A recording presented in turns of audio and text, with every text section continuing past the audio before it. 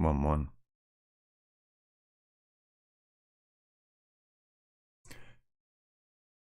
Good morning, everybody.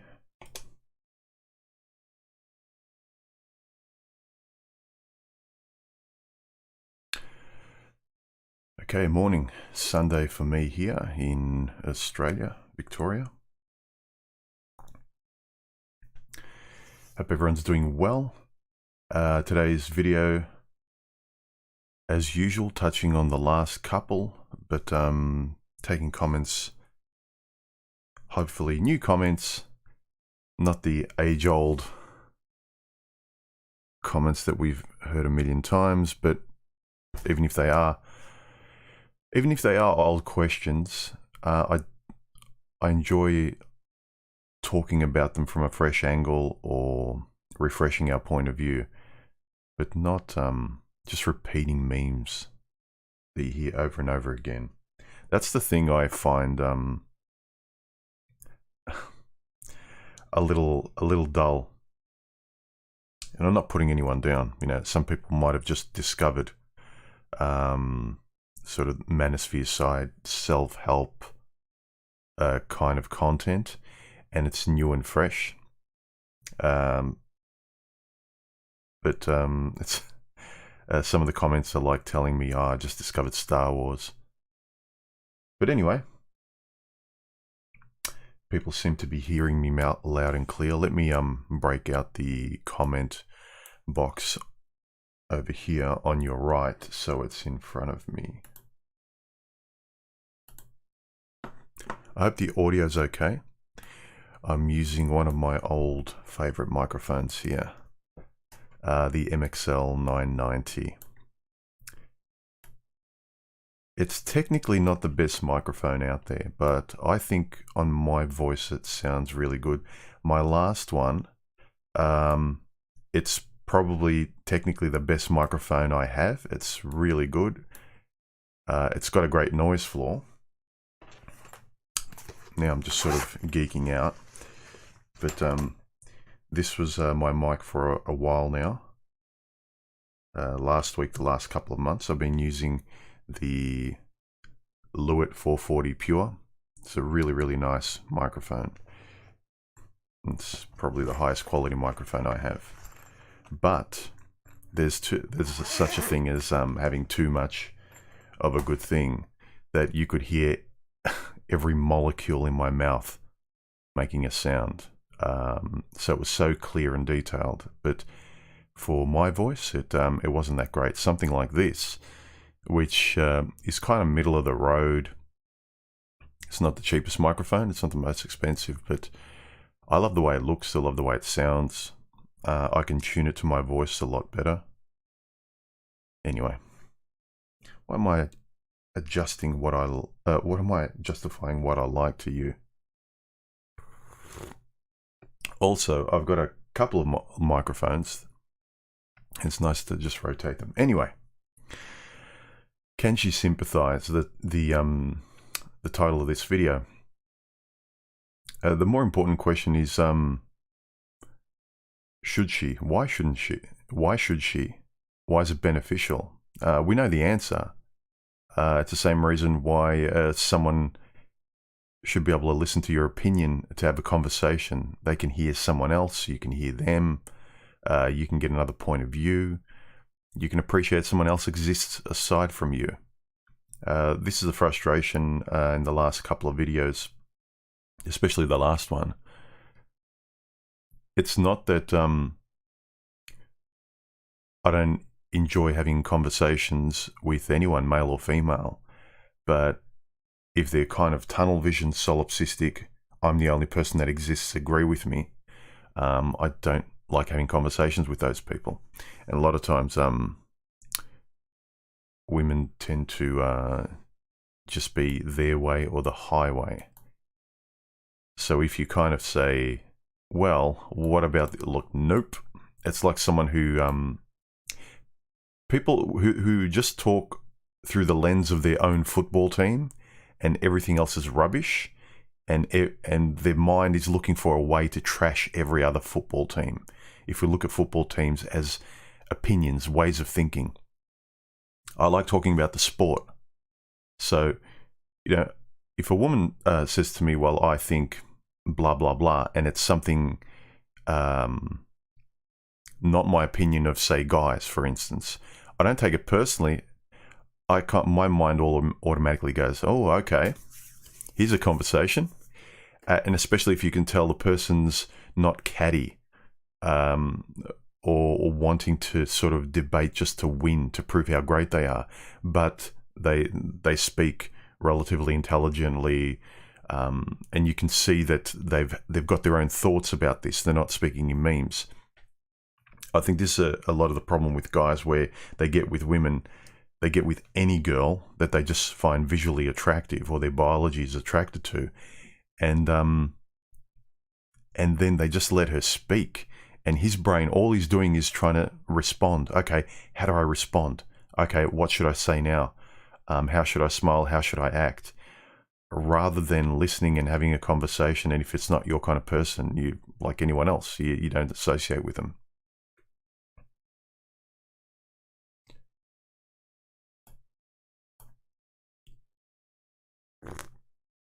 Does the person understand you, listen to you, and actually see you?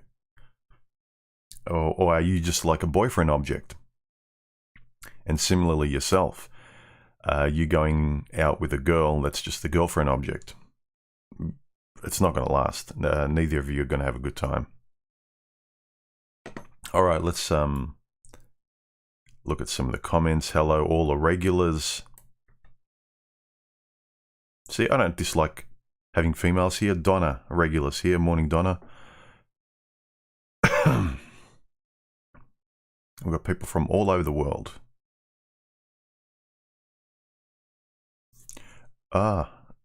Terrell Dragoon, 3 a.m. here in Germany. 3 a.m. That's usually the time I go to bed every night. I should actually go to bed earlier. But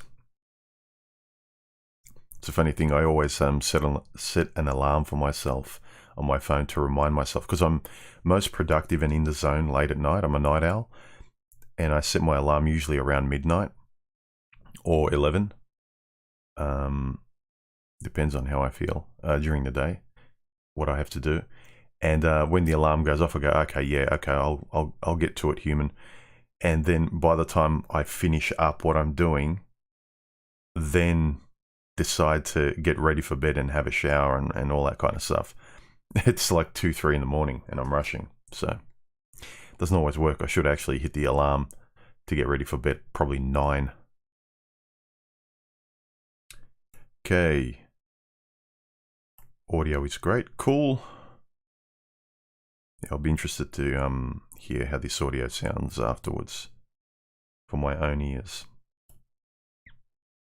But I like it. It's not too fatiguing on the ears. This microphone's a lot smoother, so it doesn't pick up every little sound. So it's kind of smoother. So for a longer conversation, like a stream that goes on for a little while, it's comfortable for the ears. It doesn't fatigue your ears like a lot of sharper microphones do.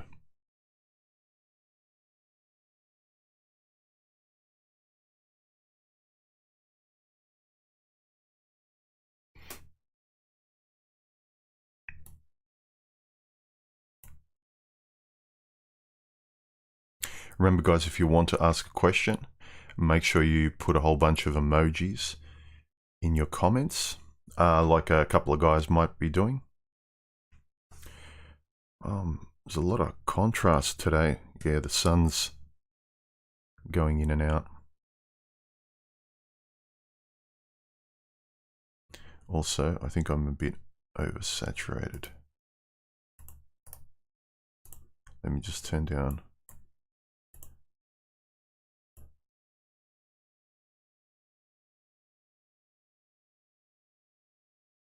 That's probably better. All right.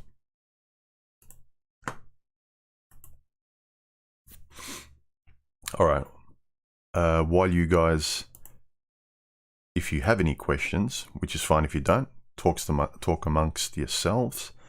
We'll go through some of the more notable comments under my last couple of videos from my subs. My last live stream by Aaron F. Why are men proud of trying to control their woman? You know, these alpha guys saying, "Look at me, I'm a strong guy. I've got a wild horse that no one can ride, no one can control, but I barely do. Look at me, I'm tough and I'm brave too."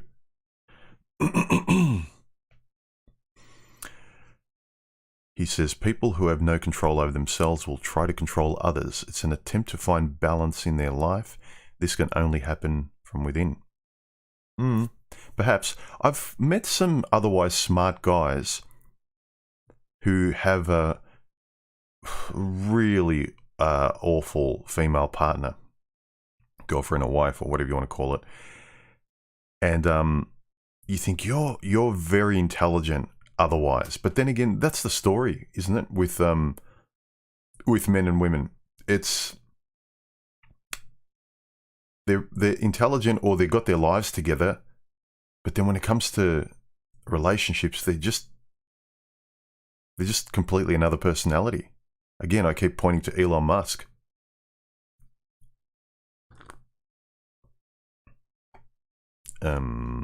Nothing has given me a super chat. Thank you very much, man. Thanks for the donation. He says, TikTok fad where girlfriends will make fun of or intrude on a man's space. Do boyfriend's favorite thing. Guys get overexcited, copy everything he says. Guy loses his mind, and one where a woman turns off a guy's game console and starts nagging. We are a joke now. Yeah, be careful of. Look, it's that natural primal instinct. You love something about the other person, and initially you get sort of adrenalized. Your biology is adrenalizing you with something you're attracted to about this person, and it happens with women too. They like you for whatever reason, they don't know consciously, and then they'll just mimic you and say yes to everything. Be completely agreeable, and you think this person's wonderful. How are they single? You find out in the months ahead or weeks ahead. But yeah, let the honeymoon subside and then find out the boring, normalized day-to-day person, whether or not you like them, most importantly, and whether they genuinely like you for who you are. Again, not that you need to get with anyone, but yeah, most guys just take whatever comes along.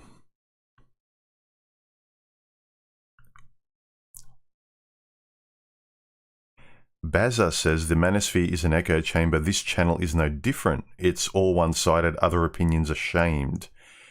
I talk from a male point of view. I reference women. I don't think I shame women. Or sometimes, I'm going to point out where I think they're not sort of being cooperative. They're not being fair. Where men are having frustrations. Where I had my frustrations. That's a blanket statement, Baza. Anyway, look, I'm not going to say you're generalizing. I say similar things to the general manosphere channels. I'll give you that. But hopefully I've got my own opinion, my own way of seeing things. And I'm not a meme. I hope I'm not anyway. I don't just talk in memes, one after the other.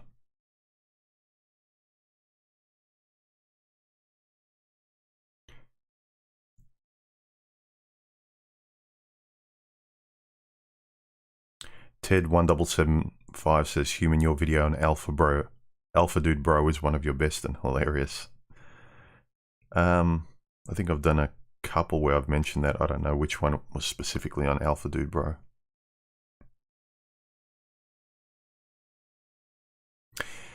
Hippie says, never sympathy while putting you through the ringer in divorce. Yeah. Norma Mailer says, there are 3 stages by which you'll know you're the woman in your life. The affair, or the dating, as it is, more sort of commonly called now in modern times, or the hooking up or whatever. So the initial phase. the relationship, the marriage or whatever, the middle part. And then the final stage by which you can never know your woman completely is the divorce. Hey, Mr. Highway, how you going?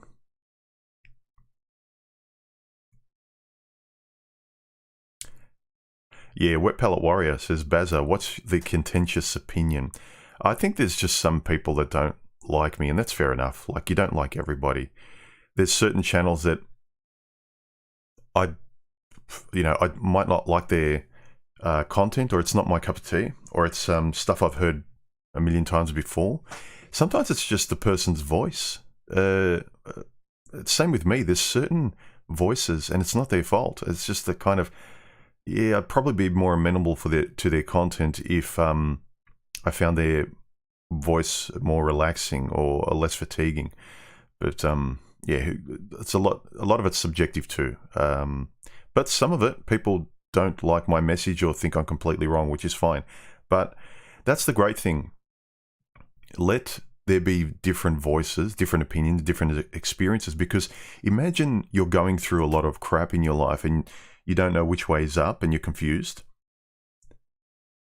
If all there is like, the world women want, everyone talks the same, everyone feels the same, so no one can be afraid of anything different, you cannot get the medicine you need for your specific perspective and difficulties and things you've gone through in life.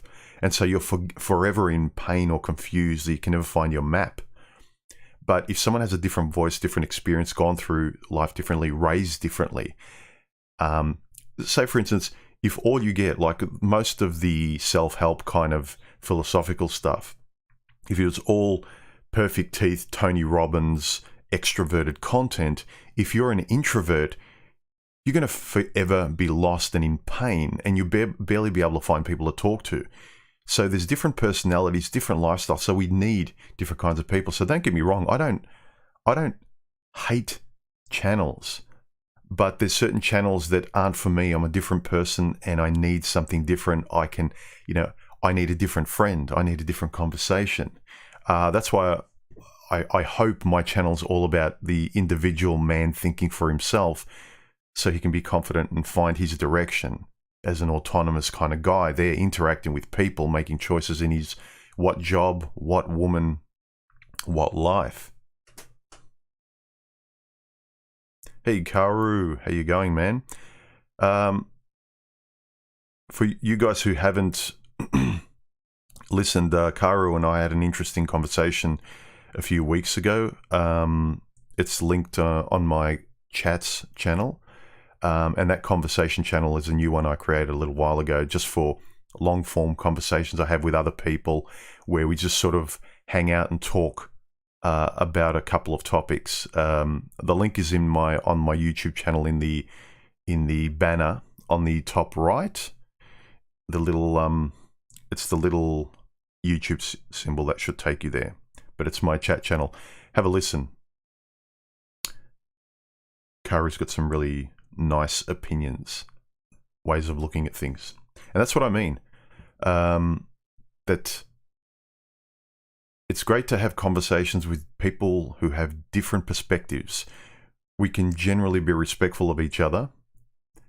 We're looking at the same thing, but everyone's sitting in different chairs and able to give you a perspective that you may not have. Even myself, like if I write something, you have to put it away, you come back to it and rewrite and re-edit it with a fresh pair of eyes.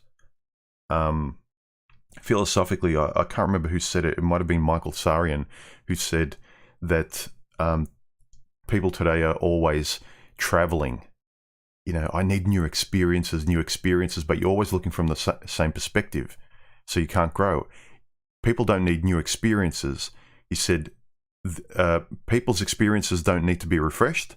It's the eyes of the experiencer that needs to be refreshed. Another way of putting that is you need to be open to different points of view. Refresh your perspective on the conversation and the topic.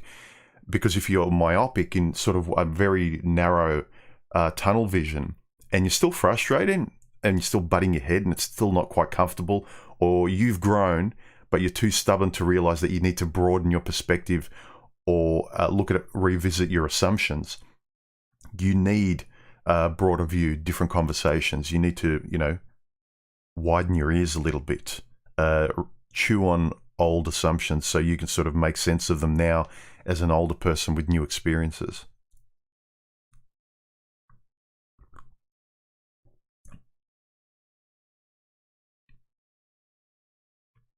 Karu says, not only can we sympathize, men are the only ones that arguably do. Yeah, Captain Saver H.O. Comes to mind.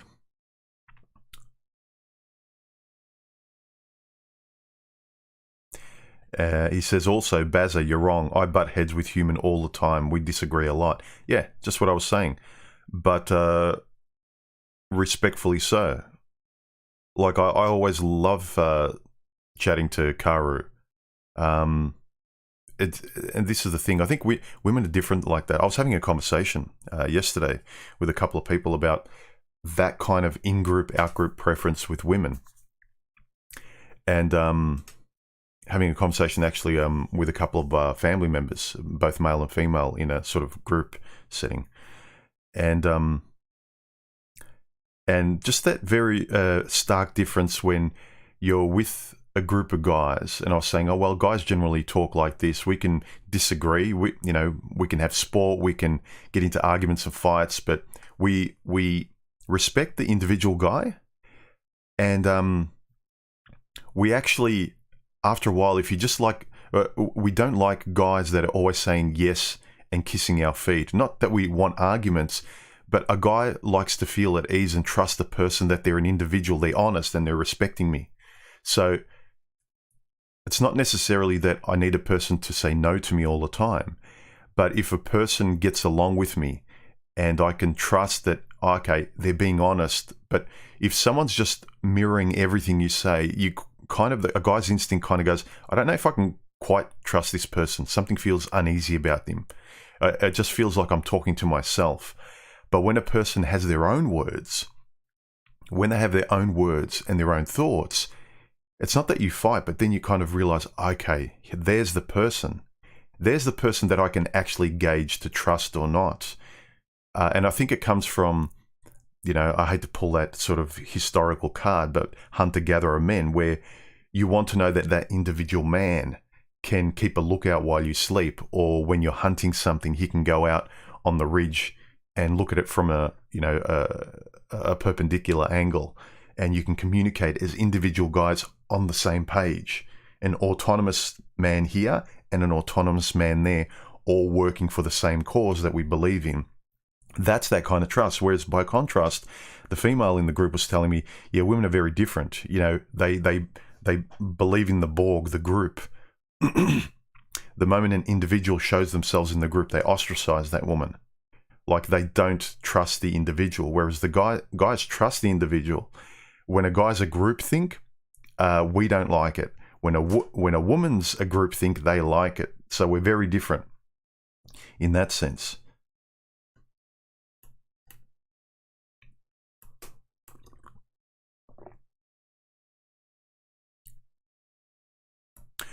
Remember, guys, highlight your questions.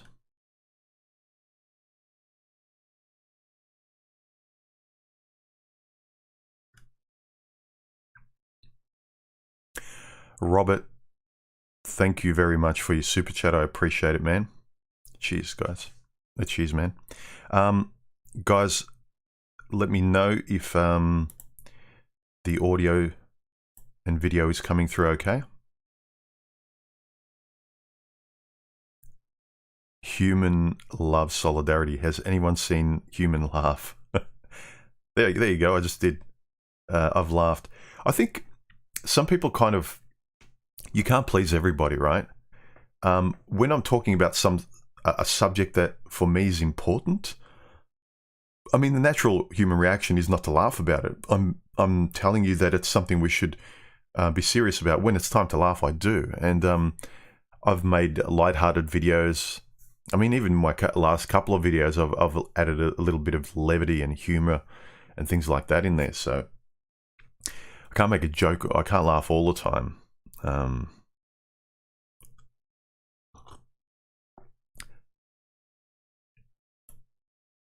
if I'm always laughing about everything, I think what I'm saying would have a very different effect, and people probably wouldn't really chew on the concepts as much as they pay attention to the effect. Laughter is very disarming and it's great. But if you're trying to sort of stay on the tracks of a subject, it's kind of simplifying everything to just pay attention to the words, to the thoughts. The more I start to animate and throw in a lot more, it'll take away from the message. But look, I am trying to make it more human, pun intended, in my last few videos, if you haven't noticed.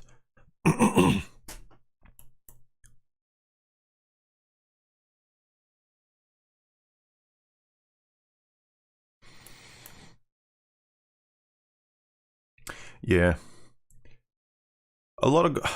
Sometimes there's subjects like, men need to stop simping.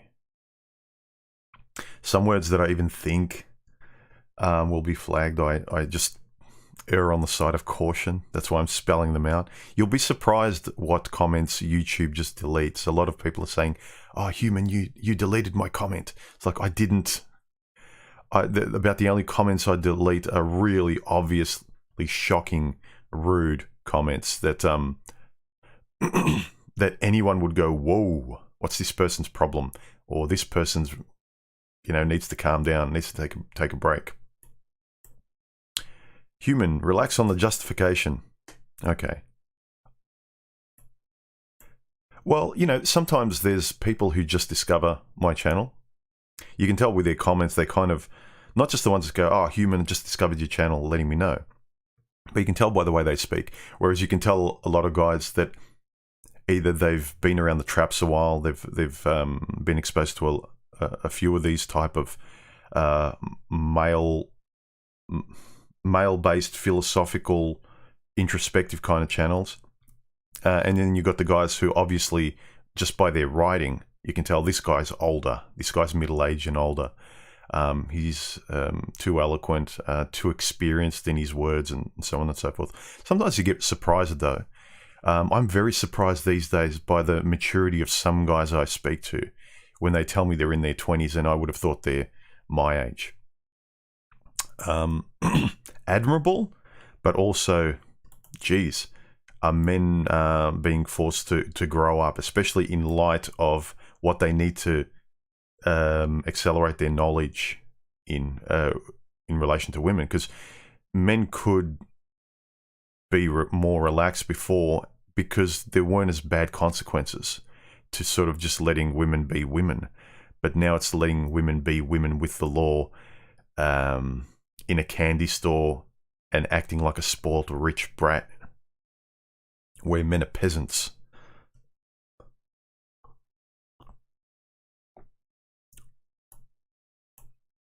Carl says, "Have you and Quasimandice done a collab recently?" No, we haven't in a while. I think he took a break. He goes sailing every now and then. So I think he's since he got his boat fixed, I think he's out sailing. So he's out doing his own thing, going his own way, living his own life, a lot more than he's plugged in. But recently, I think he's made a few videos. So go check out his channel. He always when he's on a philosophical topic, he's always got some really, really interesting, very smart, educated, and well-read from a philosophical standpoint. And I think recently he's delved. He's talking more from a psychological standpoint as well. Go on his channel. He's been talking about boating lately, but then again, he's been enjoying boating. So if you're not into boating, definitely check out when he does chew on some philosophical topics. I think he's actually gotten rid of a lot of his old manosphere topics. I guess he's moved on from that, and he doesn't want to be confused, which is fine. But no, I haven't talked to him. But very smart dude. I respect the guy a fair bit. See, everyone's got different views, but there's no But it's so beneficial that guys don't tear each other down. Don't start becoming like your average woman. How dare you, says Human. What are your thoughts on Kevin Samuel's work? Nothing against him, you know. He's more in another camp. So I haven't really watched much of his stuff, but from what I've seen, it's pretty sound knowledge. And I can imagine his popularity, especially in the African American community, is it's something they need. A guy who's well-spoken, intelligent, who's taking responsibility for his life, things like that. And yeah, most of those guys, doesn't matter who you talk about, Kevin Samuels, Better Bachelor, just all those kind of guys that are in their own different camps, and some of the guys who are in the kind of, even the PUA guys, some of them, their personalities are fine. Like almost all of them would be guys like, it'd be really interesting to have a beer or a discussion with them. I don't know how much we'd be talking on the same page, but just their personalities, they seem like good guys. So I don't have anything against any of them, but it's one of those things. Guys need to take the medicine they need at the time. But the tricky thing is to be open enough to listen and read a little bit broadly, just to sort of see what comes in, because there's one type of person or one type of video or content that can save you from drowning, and then you stay clinging to that life raft forever. There are guys that are saying the same memes for the last 10 to 20 years, and they're clinging to that life raft. It's kind of like, dude, you're fine, you're safe. And I say that because a lot of them are clinging to that life raft and still talking nervously, tensely, even angrily, from a frustrated position. I want guys to relax and enjoy their lives.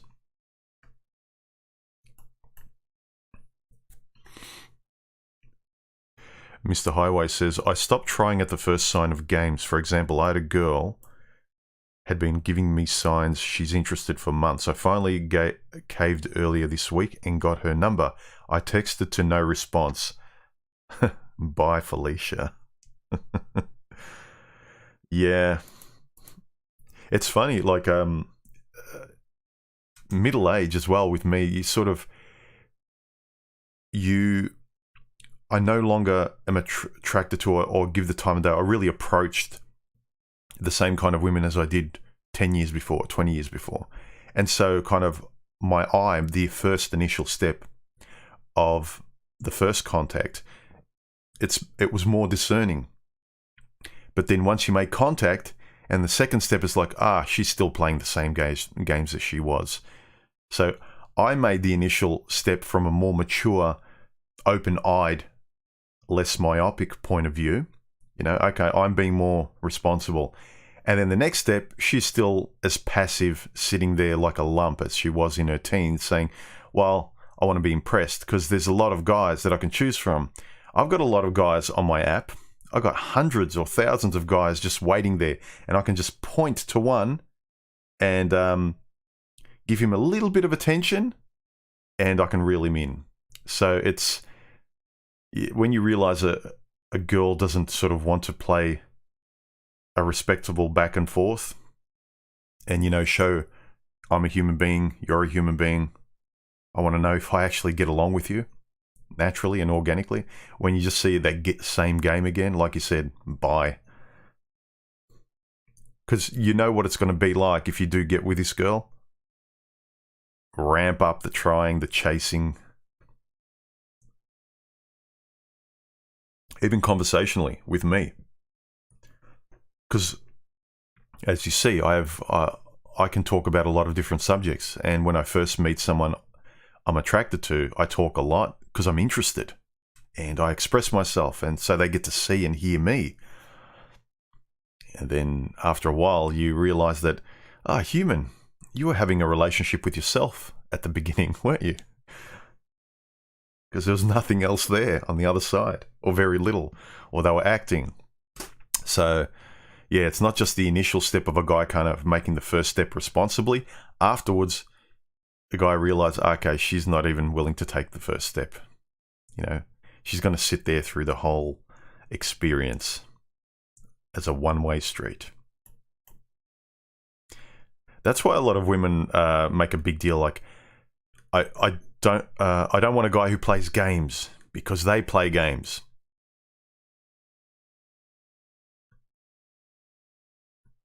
I want a guy who's ambitious because she's not ambitious. Whatever I want a guy, it's usually something she's not or she refuses to do.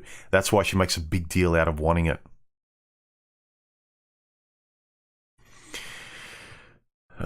This profile. Sorry, it's too bright today. I have to mute this profile just a little bit because the sun's too bright. It's too much contrast.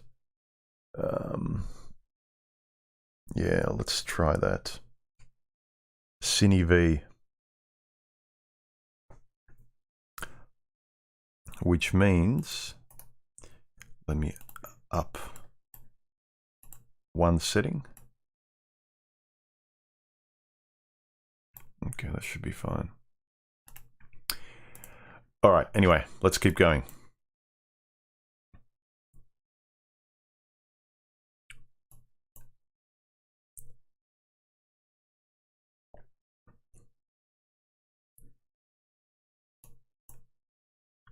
Ted1775 says, yes, trust your gut instincts. Men need to start trusting their instincts. Like, if you don't want to call them, if guys aren't comfortable with the word feelings because they associate it with women, think of it as your instinct. Because guys think, if I'm mechanical, like a calculator, like mathematics, I can't go wrong. You can trust maths, 1 + 1 = 2. But the whole reason you enjoy certain parts of life, the flavor and taste of life, is just complete emotion.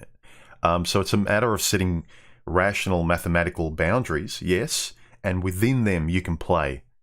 Let yourself feel freely. So set your boundaries and have standards by which you engage with women if you choose to do so. And then once you set them, when they're not crossed, then you can feel self-assured that, okay, I can let go here, as you should, because the reason to be with a woman is the feelings you get. You know, you're not going to women like a mathematical sum, and you're a guy who doesn't like mathematics. You know, you're going there to enjoy a free feeling, the emotions you get from it. The point is to build ethics as boundaries.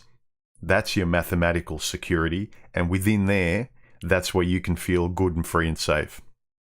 But most guys just completely let go and go, I'll figure it out later after I get divorced. Omega Sigma asks, could we elevate both sympathy and empathy for all others if we could attempt to identify each other's biological imperatives and seek to amalgamate each other into the other? Improbable feat, perhaps. But I think these days, where people are really interested in their MBTI test, there's a lot of kind of relational psychology tests, like there's these love tests and things like that.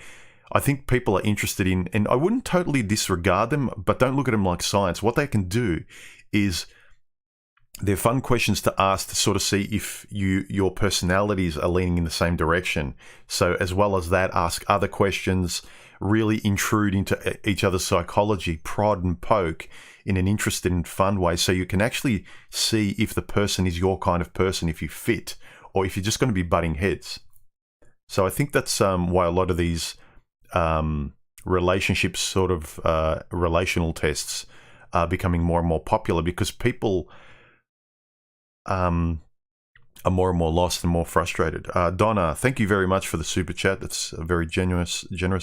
She says, Human, thank you so much for your last video. Utterly brilliant. Young men I work with from it will get a lot from it. Again, thank you for being the voice they need. 7 Aussie blokes a day turn their lights off, and 1 in 3 men a day are experiencing domestic, what can I do, you know, It's just annoying I can't say the words. But the bots don't care about context. They flag words, and that's what it's about. Thank you very much, Donna. And thanks for being a level-headed person as well.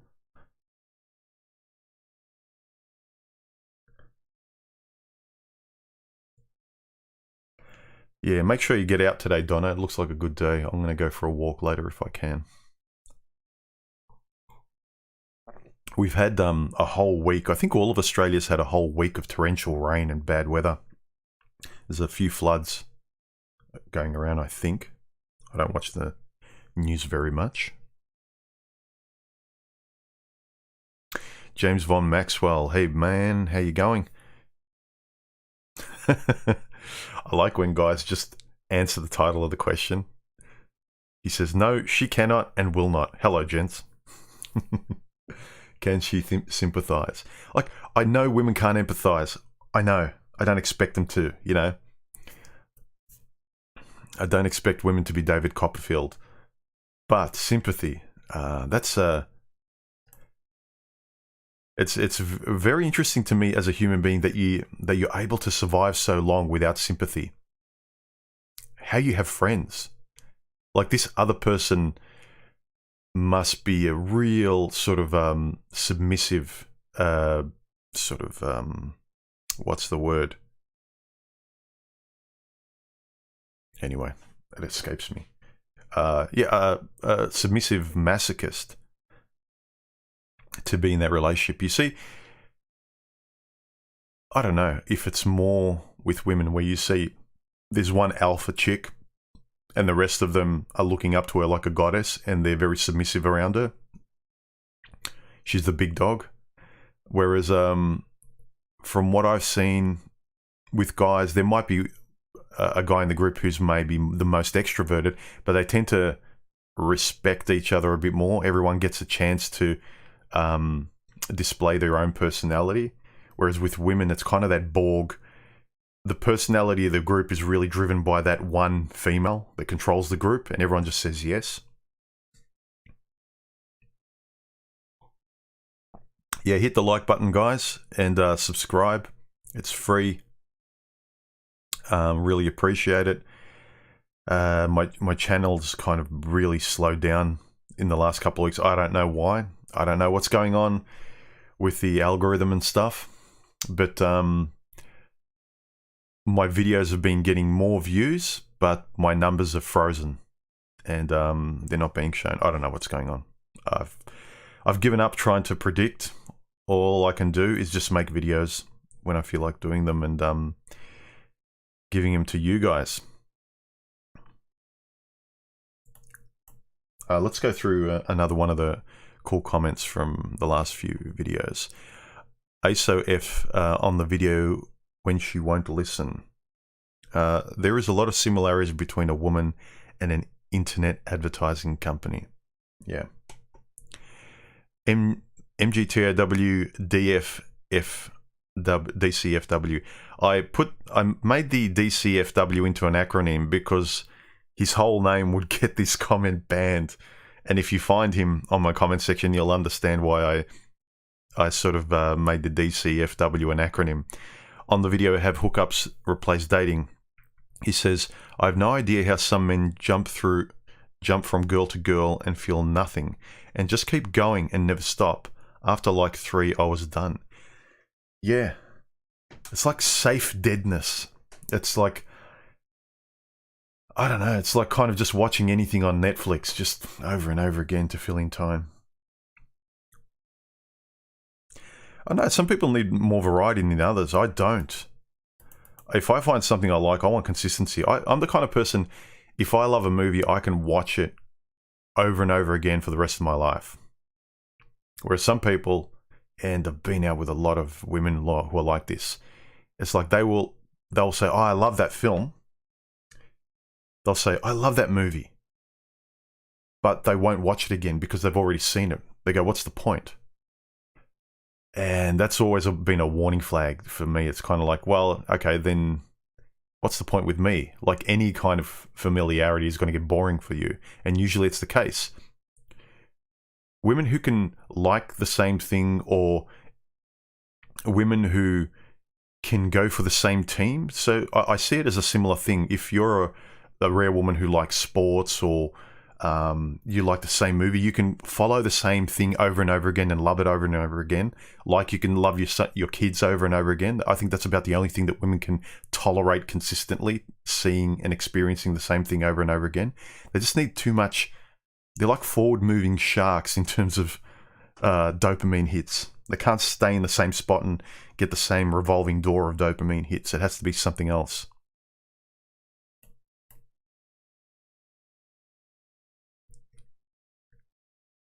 Dang, they beating you up today, Mr. Highway says. Is that me? Are people beating me up?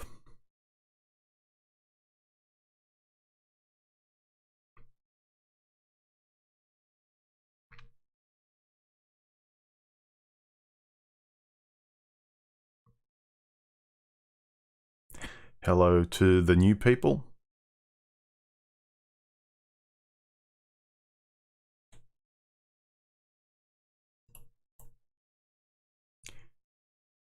Hey, Boffin, how you going, man? Yeah, had an interesting discussion the other night with Boffin and Karu, relating to my second last video about the sisterhood. So I'll do another short video as an addendum, as an add-on. There was a point that came out of our discussion that I thought was really interesting, that I really think kind of belongs as a little addition to that video, about why women really can't trust other women, even though they think they can. Oh, we're free. All we need is to wrap our arms around other women. We're another really big psychological reason why women know they can't. So stay tuned. And that idea that I had for that video wouldn't have come about unless I talked to Boffin and Karu. That's another reason why, like, I love talking to guys more, because we can talk about the idea. We can talk about men, we can talk about women as a concept. I know we're not talking about me.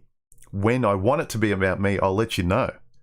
I'll say, well, yeah, this happened to me too. That makes sense. Or, hang on, it didn't. Let me chew on this idea further. Let's see how objectively true or untrue this may be, as a way for me to sort of adjust my compass in looking at this thing in real life. But I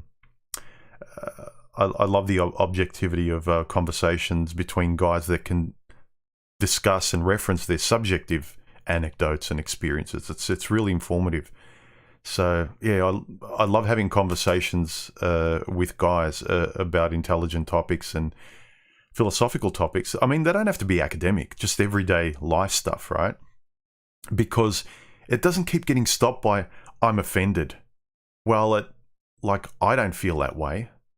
It's like, oh, okay, is that all can we talk about, is it the conversation about you, or is it about the thing?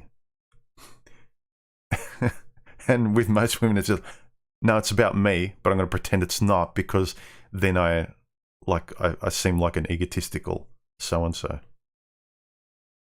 Yeah, hit the thumbs up, guys. Help the channel out. Yeah, IC Fubar says, I believe men and women are 80% the same as human beings. It's that 20% difference that creates the friction. And that 20% is sometimes not small. It's kind of like a... think of it like music. This is when we kind of say all women have hypergamy in them. I think Stardust says it's the amount that the individual woman exercises. So think of that 80-20. 80% we're similar as human beings, but the 20% is the difference. It's not thinking like, well, I can tolerate the 20% difference. Think of the 20% as being volume. So if a woman,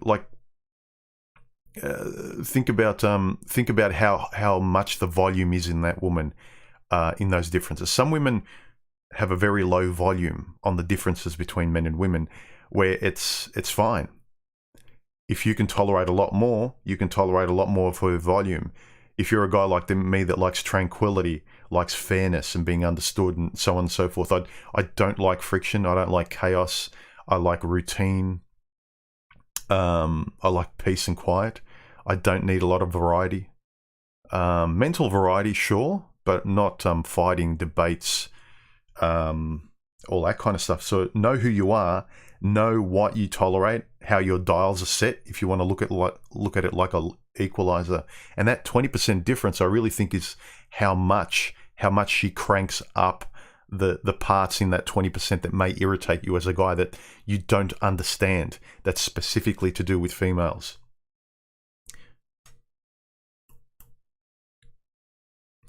Kalitha says, do you play video games? What are some of your favorite hobbies? I do from time to time, but it's only on a specific game, and usually they're RPG games, like very cinematic kind of RPG games. The last one I really enjoyed was the game Inside.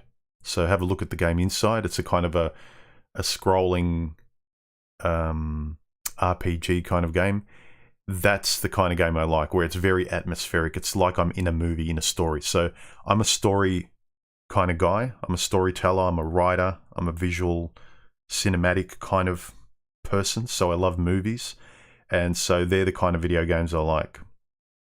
So I'm not really a first-person shooter, although I wouldn't mind them, but I get motion sickness really easily.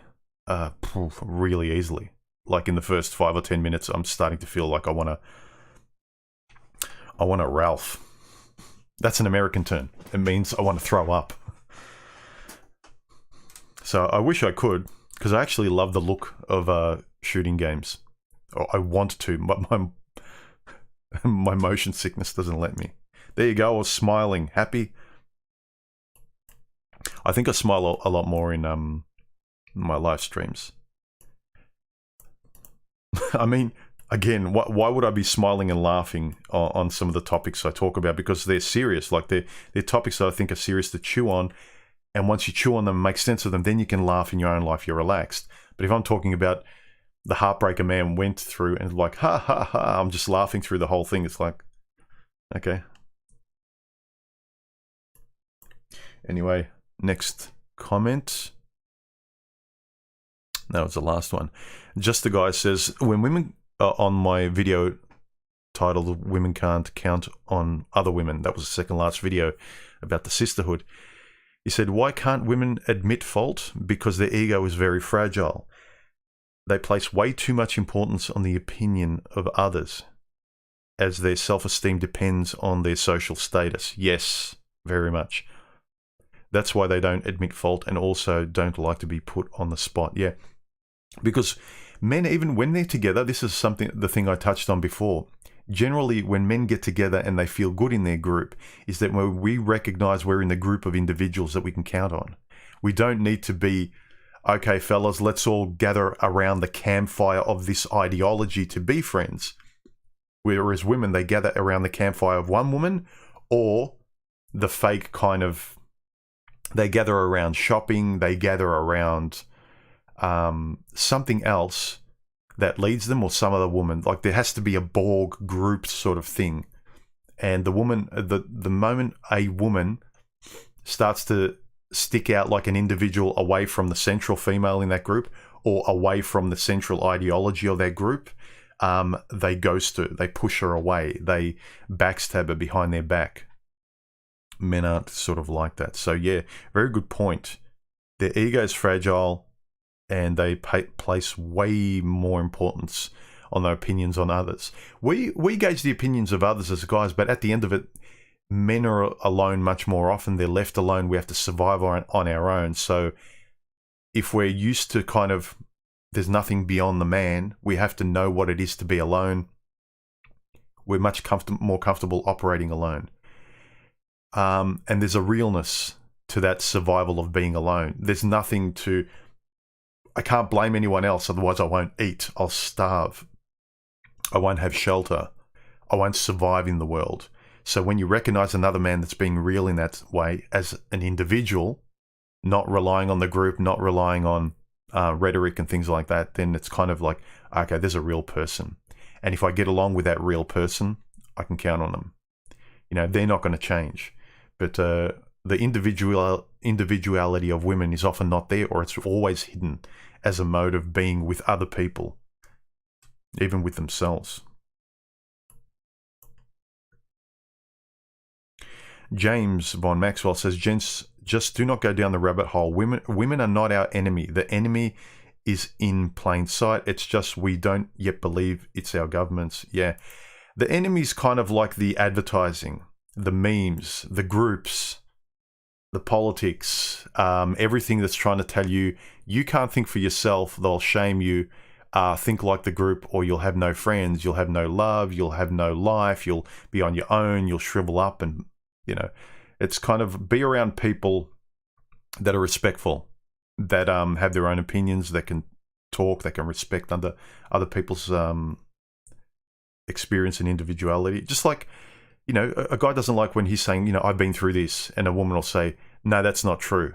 All women aren't like that. Like when the individual isn't allowed to be honest and express themselves, that's where you know you can't have a friend like that who doesn't let you be present or express or talk or you know, reveal yourself in a conversation.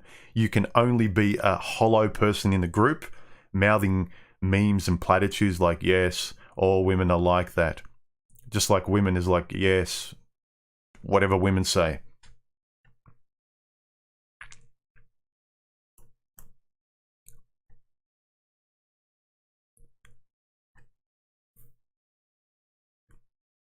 Donna says, Ted, yes, it was based on Ivan Milat.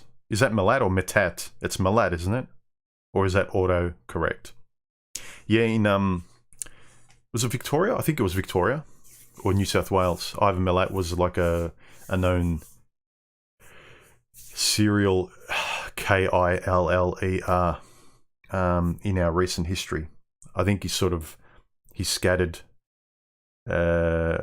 women's bodies around like it's a Belangolo state forest. Yeah, I think he's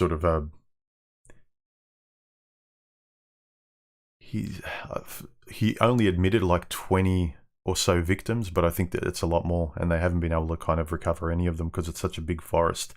Australia's a big place, a lot of space to hide bodies.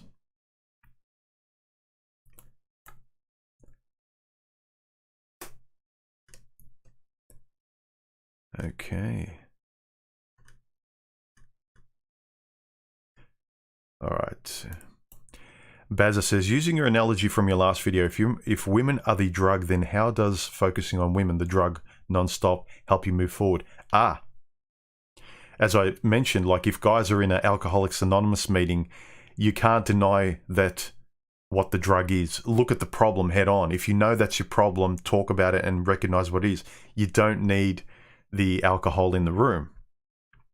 But talk about it from the reference point of view as a person speaking about it's an external thing that you need to sort of reckon with.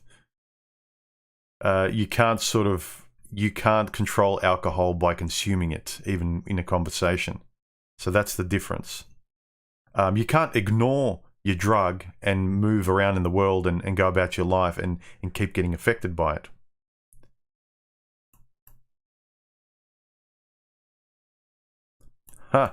Esito says, your thoughts on her leaving because she wants polygamy and queer.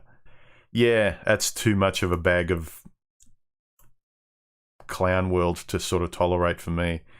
What can you live with, man? Ask yourself a very basic question. Can you live with that? And I'm not saying can you live with it for a day and hold your breath and pretend it doesn't exist. That's going to be the life you go down.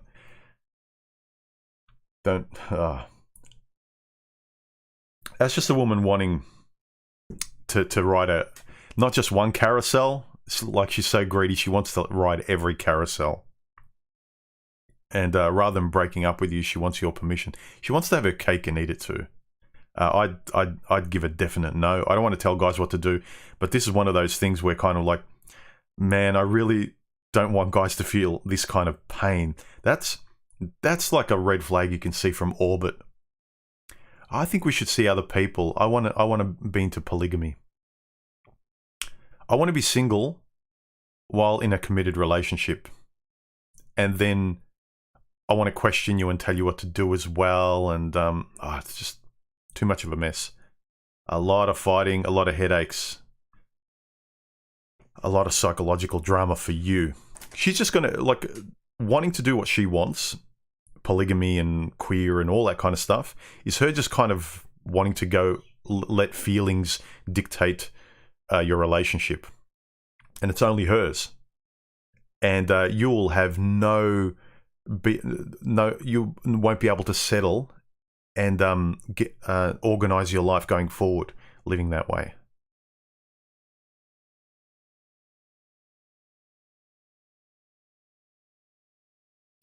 James von Maxwell says, let me say it, women are the best thing ever created by God for men, and men are the best thing ever created by God for women. That's it. That's an interesting way of putting it.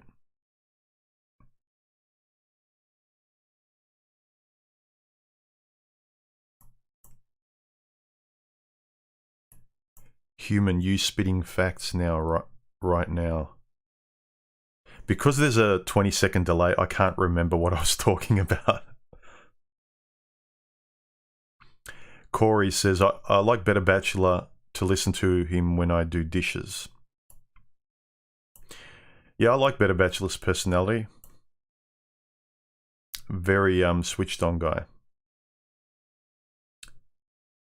Just the Guy says, not from the Manosphere, but Aladdin Boton is rather interesting. Yeah, I've got a couple of his books. One on architecture, actually. I think his channel is called A School of Life. Also read a few books by him. Yeah, some of the School of Life stuff, I don't agree with some topics of his.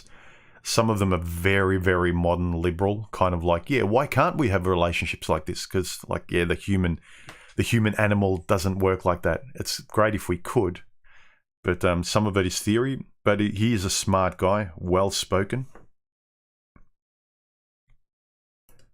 James says, wait, isn't it winter in Ausland? It is, mate, but we still get sunny days and it's cold right now.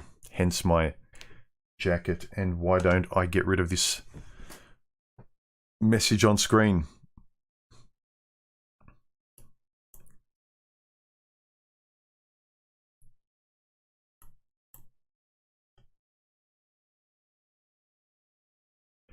Robert R. says, in the last 20 years of widespread internet use, chat rooms and later smartphones and apps, dating is like a grand buffet. Too many choices. Thoughts? Yeah, too many choices. A lot of people who don't have any interest in calibrating themselves or finding their ethics or their own moral philosophy.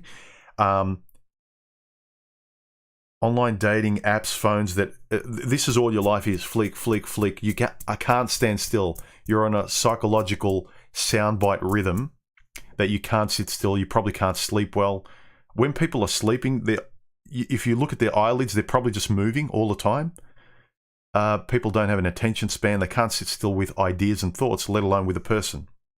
So it's it's like a big buffet, and especially with women. Like if you're on Tinder and you can get thousands of guys, you'd never have to choose. It's online shopping for love perpetually.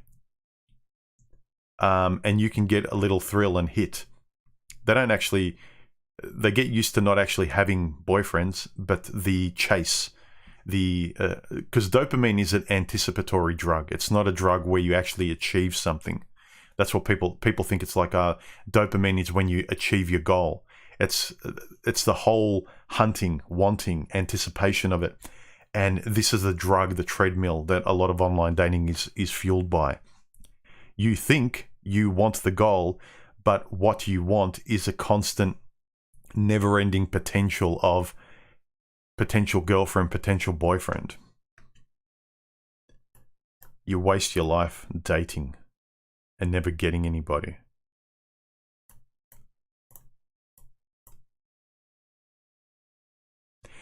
XA Man, thank you very much for the super chat donation. He says, speaking about medicine, I just bought myself a motorcycle with the money I'm saving from not being in a relationship.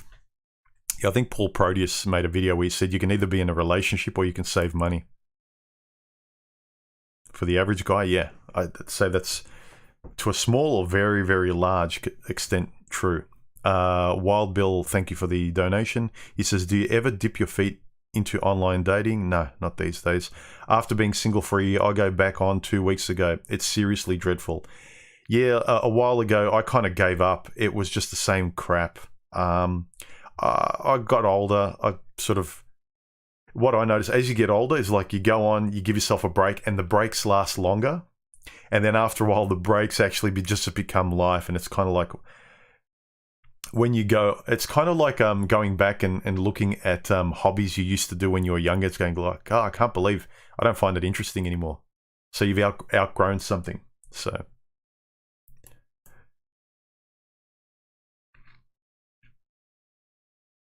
Don't have much of an opinion on the restrictions going around at the moment here in Victoria. We actually just came out of them largely yesterday. We were in a week to week and a half restricted phase just a little while ago, but now we're open again. Relatively, not completely.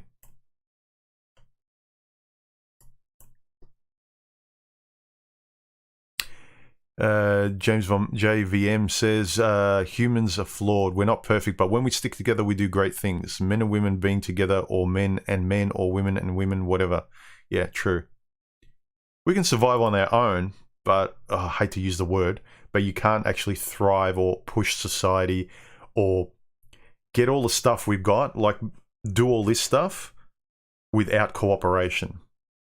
Either conversation, getting along, respecting each other, building things. You can only go so far as an only. Just look at building a house, a big structure. You need at least one person to cooperate with.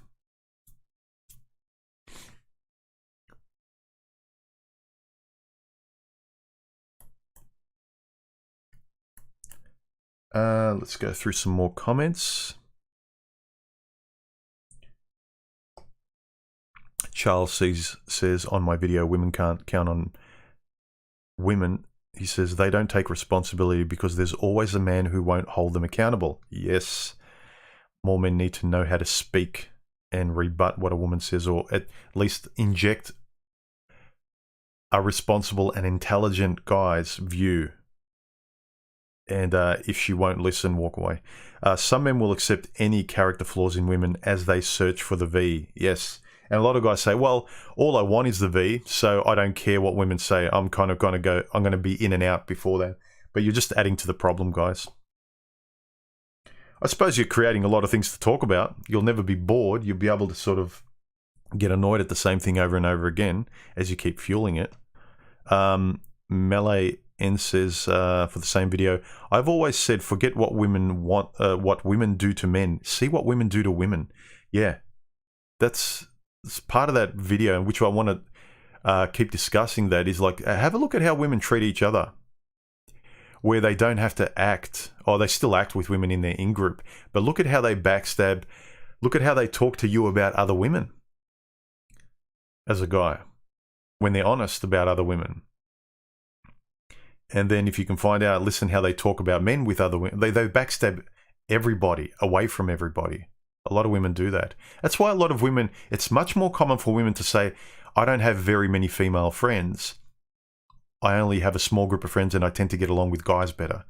That's much more common than you hear the opposite, where a guy says like, I don't get along with guys.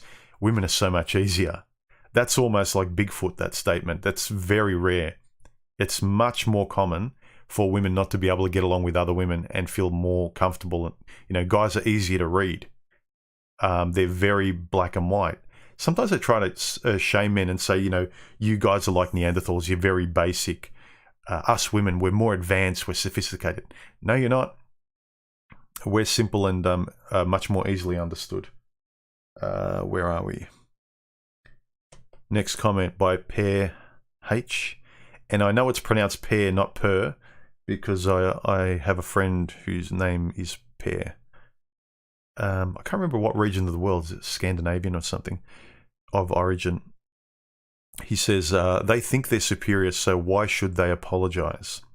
That's a good point. A lot of women in today's environment, especially when they're told they're worth it, Beyonce's telling them they're goddesses, they rule the world. Why should they apologize? Why should the Queen apologize? Boots Void. About why can't men talk about women's needs more, huh? This is about the sisterhood.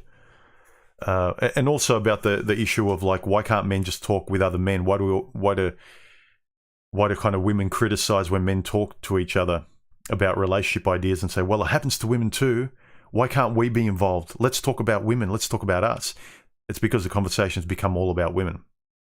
The moment you start talking away from women and you start talking about the concept of relationships, the structure where women might fit and where men might fit, they're bored. They just want to talk about the compartmentalized women part. That's all they kind of know. He says, the issue about the female perspective, as you said many times, is that they don't have a universal reference for values. To them, all is relative.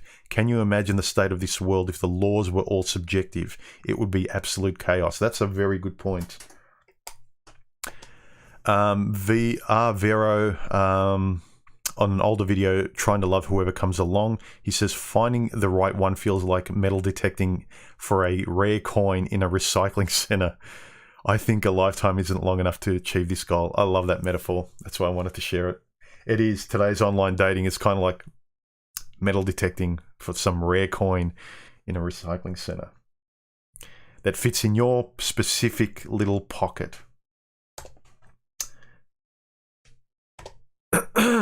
Okay. Back to the stream. We've been going for just over not over an hour. 111 minutes, or is it an hour and 11 minutes?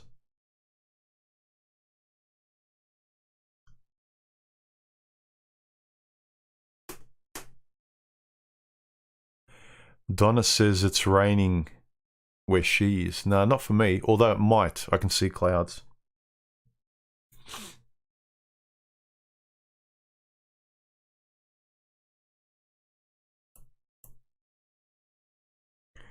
Wet Palette Warrior. In the West, men and women are pulling the fabric of society in opposite directions and it's tearing civilization apart. Yeah.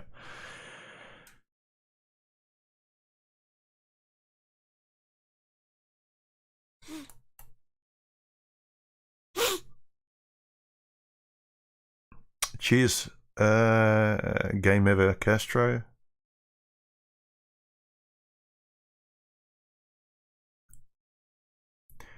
Mr. Highway asked that when she won't listen video was almost a short film. Nice work. Did you ever get any training in cinematography? No. I just had an interest. I'm one of these kind of guys that I like to create a lot. The music I create, the videos. Like when I actually wanted to make more of a short film kind of feel, and I've enjoyed the last couple of videos where I've introduced the short movie kind of cinematic option. I find I'm enjoying making it. It's making me want to make more videos like that. They take more work, but they're a lot more satisfying, especially that video where the metaphor can actually impact the message of the video much more. Like it can really kind of drive home. It's not just my words, my esoteric words, maybe or may not hit someone.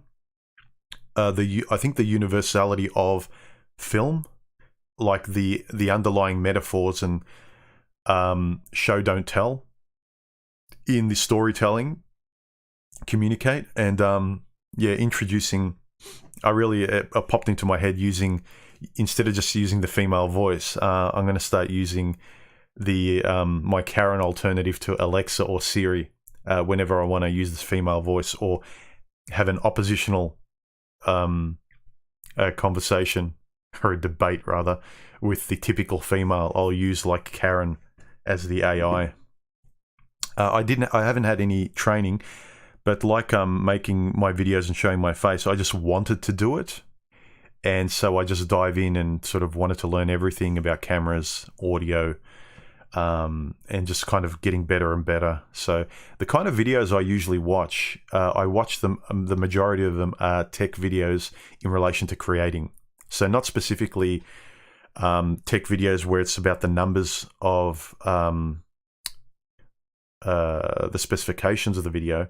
It's more about cinematography, storytelling, how the gear, what look I like, what I want to achieve, what kind of videos I'm trying to make and things like that. That's the kind of gear and storytelling stuff. So I kind of oscillate between cinematography, storytelling, and gear, but where they can all meld together. But no formal training. Everything I do is pretty much self-taught. I suppose that's why going your own way, when I first heard the phrase, was so interesting to me, because it sort of fit well with me wanting to go my own way and do my own thing with the creative stuff I do.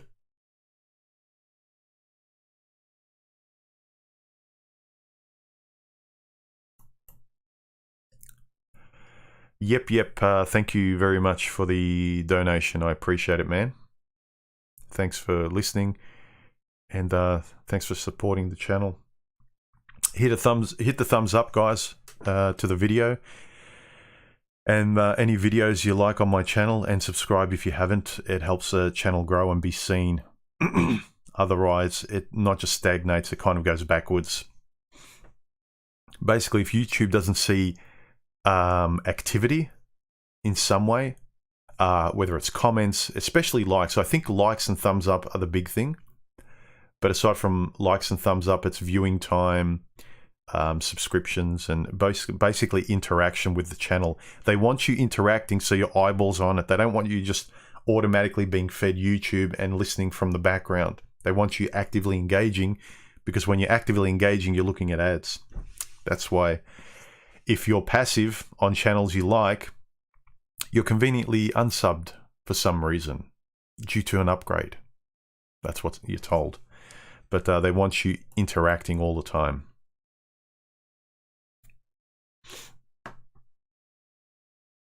Boots Void said, don't you find it ironic that being focused on your own life and values often gets you female attention on social setting? It's funny how MGTOW seems like a curse gift sometimes. Yeah, it's because when you're in conversation, you're actually now interested in yourself, your perspectives and stuff. And it's refreshing because everyone else talks in a group these days. Even men are starting to kind of follow how women operate. You know, a lot of these sort of channels that guys have now that are the most popular, they talk in groups like women now. Men and women are kind of oppositional groups trying to individually find someone, and it doesn't work that way. They're basically two oppositional groups that don't agree. But within them, there's individuals that are lonely. And so when you go to a barbecue and you're an individual, you're refreshing because you're not the same tape on repeat. You've got your own words. That's always refreshing. Think about yourself. When someone's attractive, whether it's platonic or romantic, or someone you're attracted to or not, guy or girl, and they're interesting. They're interesting probably because they're refreshing aside from the carbon copy blandness of everyone else. They're not a echo chamber. They've got their own words and thoughts. Hey, BMC.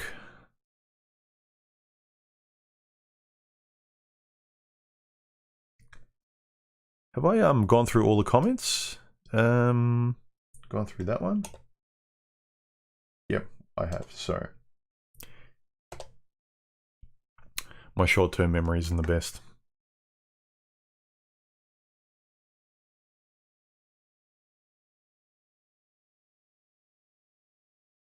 Okay, let's go through some of the comments in the stream. Remember, guys, if you've got any comments you want me to read, or question, especially questions, put a whole bunch of emojis before your question so I can see them visually in the feed. Ted 1775, human music. Do you like AC/DC? Yeah, I don't mind them. Or any other rock or heavy metal bands. Yeah, I like AC. I don't listen to rock a lot, but there's specific rock that I do like when I'm in the mood. AC/DC, Audio Slave, Tool. Yeah, not really Metallica. I can appreciate them though. I know why people like them. But yeah, more those kind of rhythmic, heavier, that kind of sound. which probably explains why I like sort of heavier, progressive EDM as well. So it's kind of that feel of music that I really appreciate.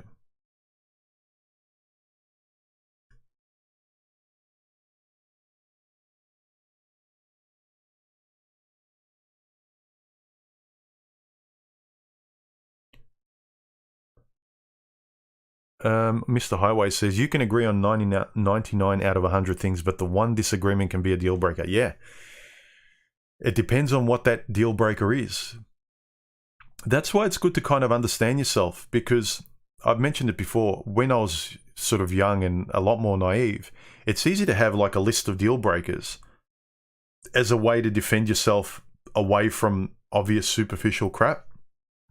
But then when you start to sort of get in touch with your values, what's really important, they're the real deal breakers. Your anti-values.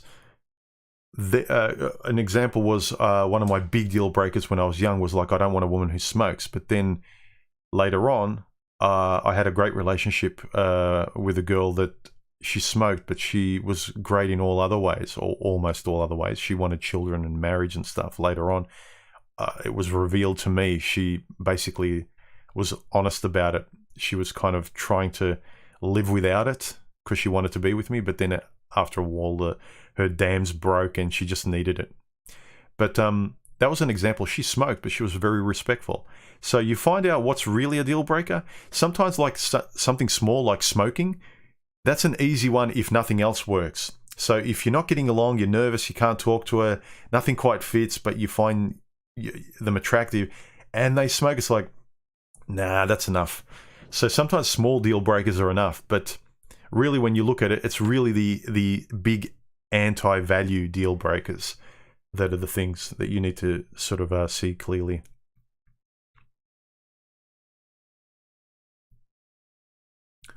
Wild Bill says, it seems women want you to be sensitive only toward their feelings, but not sensitive about your own feelings. Yes, men have feelings too. Yes.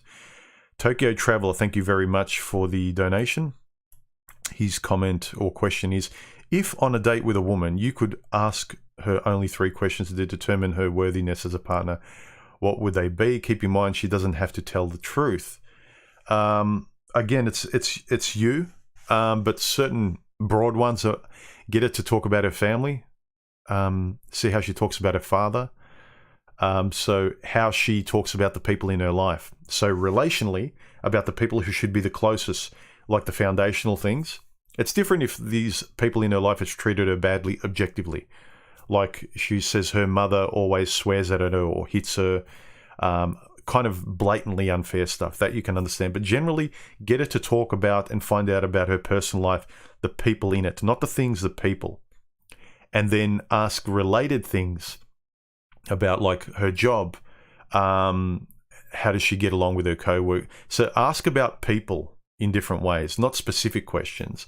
Obviously, specific ones like if you don't want kids, ask her, does she want kids? And if she's very binary and like, no, absolutely not,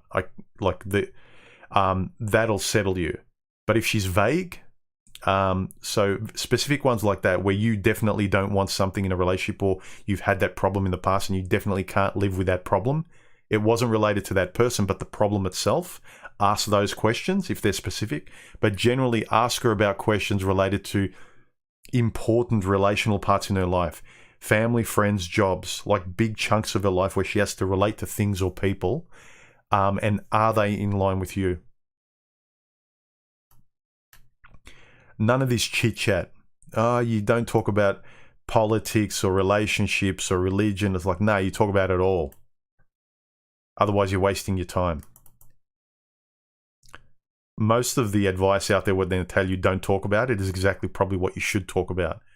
I like the person being revealed. Like I said in conversations, I want the individual revealed. I don't want them to placate me and say yes just to get me temporarily, and then they're going to be a pressure cooker and pop, and then we're going to waste each other's time.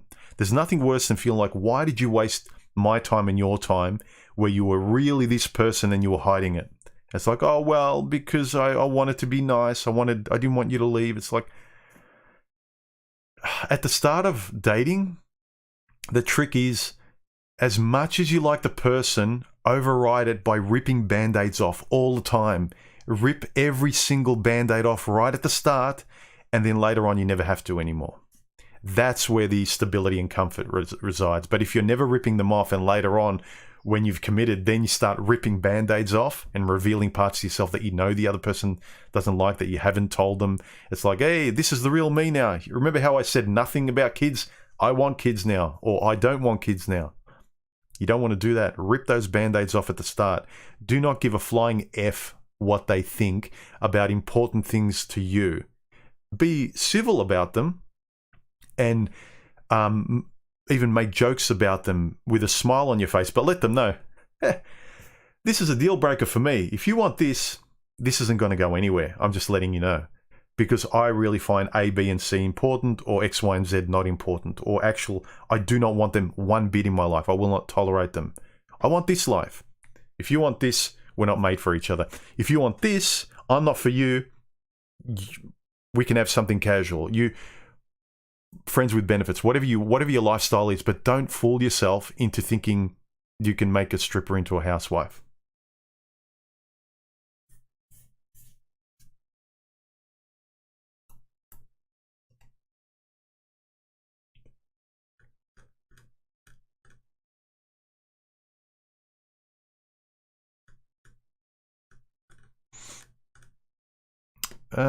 Sorry, my feed just jumped.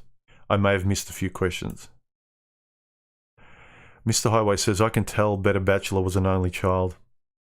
Yeah, a lot of guys, you can tell the kind of personality. I was an only child for the first 9 to 10 formative years, so essentially a lot of my base personality was formed by being an only child. My siblings only came later as I got into puberty.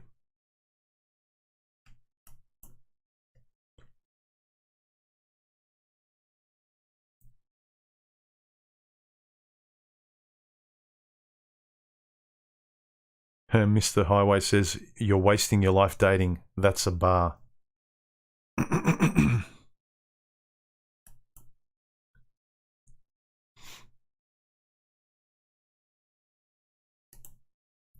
Ted1775, I've never touched Tinder.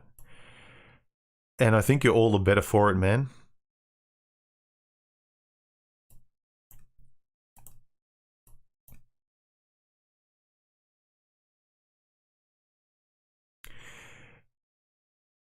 Mickey, or Mikey, thank you for the donation. He says, kudos for great sound quality, right up there with Mr. Carlson's lab.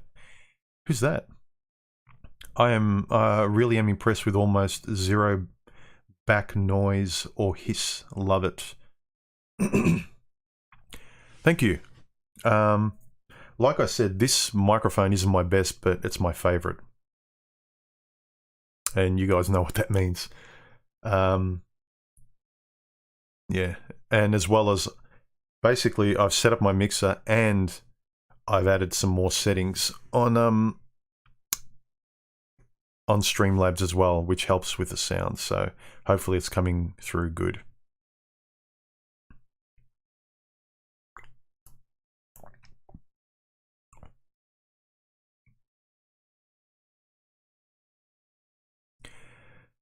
Have you ever been connected with the girl with NPD? One that I was dating, she told me she doesn't want a relationship, but went into tantrums and anger if I talked with other girls. She told me she... Okay, let's just cut off. Yeah, I think I've been with a couple of women that have NPD to one extent or another. I think a lot of guys have. A lot of these labels, they're only quite new. There's just a way of... Sometimes these labels, like NPD, they're just a way of describing a person who's just a CUNT.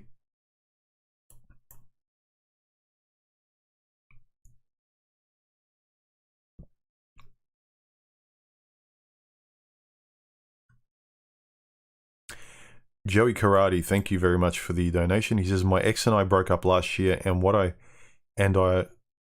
and I saw her today and she told me about her new boyfriend. I'm definitely upset about it. Is it normal? Thanks. Yeah.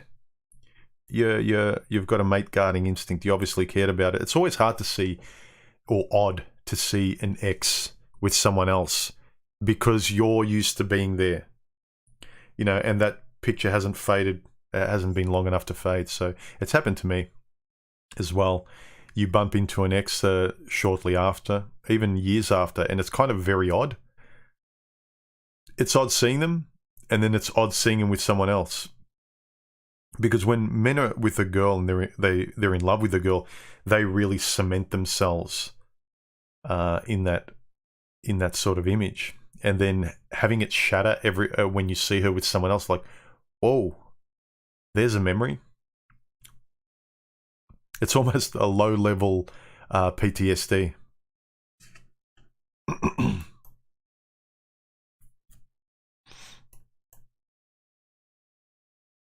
Yeah, Donna sort of says, yes, it's normal. Feelings don't just go away when the relationship ends. Yeah, that's how you know you were honest about how you felt. If you just see your ex, this is the thing guys talk about. Women, they just move on really quickly. It's kind of like, yeah, did you really actually care about the person? Did you love them? If you sort of get that knee-jerk reaction where you get hurt, the feelings get they resurface and you feel pain, it's like because you did actually genuinely care about the person. And so when women feel nothing, it's quite sensible to say, well, I question whether or not you actually cared about me at all. And most of the time it's no, they didn't. Echo, is there any real point in talking about relationships if most men can't even get a date in 2021? It's not the point. Most men do. What are you driven nuts by every day? What are you driven by, honestly? When you're alone, going to sleep at night, what do you think about? Do you watch a lot of PORN? Do you want that interaction? Doesn't matter if you can get it or not. What's driving you and what's frustrating you? Come to terms with that. If you don't want women at all, you're quite calm and you have no use for women at all and you're 100% happy, fine. There's probably no point.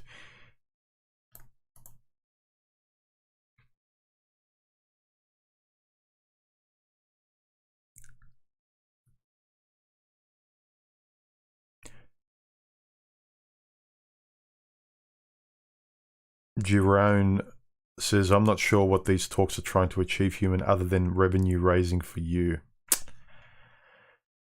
Guys want to talk about it. I've got a lot of... Look, I like making videos. I like writing. I journal a fair bit. And I've always got... and you interact with women all the time. Like, I've got female members in my life. I've still got that... I close the door on relationships, but I've got it open. So I'm not searching for it. But I still enjoy the proximity of a woman. I wouldn't say no if the right woman came along, but I've stopped searching for her a long time ago. But the point is, like, I'm not going to deny how I feel. And I find these topics interesting too. And a lot of guys do. If you're honest with yourself, you find them interesting. But so just glibly trying to say, I'm not sure what you're trying to achieve. I'm not trying to achieve anything. I'm just trying to express my opinions about things that a lot of guys find interesting too. You could ask somebody, I can't see what you're trying to achieve in talking about football and your football team and how much they achieved last year and why they didn't win this cup. It's like, what's the point? Football doesn't matter. We're all going to pass away. You can come at it from any philosophical point of view, but the point is, a lot of people, it's an important part of their life. A lot of people do want relationships, and I've been through a fair bit, and I've got something to say, and I've written a fair bit, and I enjoy thinking about them, and I find it very interesting. Intellectually, I'm very curious, and I still find it curious. Like, by the way I talk about it and the ideas I have, do you really think... I mean, this is what I question a lot of guys who just spit out the same words. Channels that, when they talk about this stuff from a PUA point of view, they spit out the same 10 or 20 lines over and over again, and they never form new sentences. I don't think they're interested. They're just having fun with it, and they're picking up, and they're just sort of, sleepwalking through dating, fast cars, making money, whatever they want to do. By the way I speak, you can realize that I actually find this stuff still intellectually stimulating, because I interact and I enjoy interacting with the people in my life. I find the topics interesting. It's the reason we're here. We don't exist unless men and women get together. So it's just from a purely intellectual standpoint. So whenever people kind of go, dismissively, women, I don't know why you talk about them. I've moved on, human. Unlike you guys, I'm Yoda now. Okay, fine. Why are you in the comments section if you're not interested in the conversation? People throw me donations because they want to say thank you. That's it. By the way, when kind of men, especially guys, hang it on me, sort of saying, oh, why do you even accept donations? When you go to a pub with friends, like, guys like to buy drinks with other guys. The whole problem with a lot of guys who get walked all over in relationships, they're not used to accepting anything. It's like, no, sweetheart, I'll buy this. I'll get everything. The moment a woman tries to, so like, I'll buy, no, you don't have to do a thing for me. I have no needs. You can't even accept a beer. You can't accept a gesture, right? When someone's trying to say thank you. And that's the basis of your problem of not expecting anything from the woman. If you can't expect a thank you from a guy as well, saying, I really appreciate that, let me get this beer, that's half of the psychological problem for guys. They can't accept a thank you. I'm not asking for people to give me money, but I'm very thankful to guys who say thank you.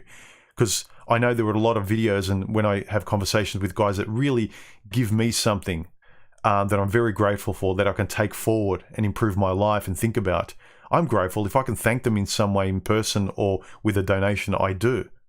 And I support a few guys currently.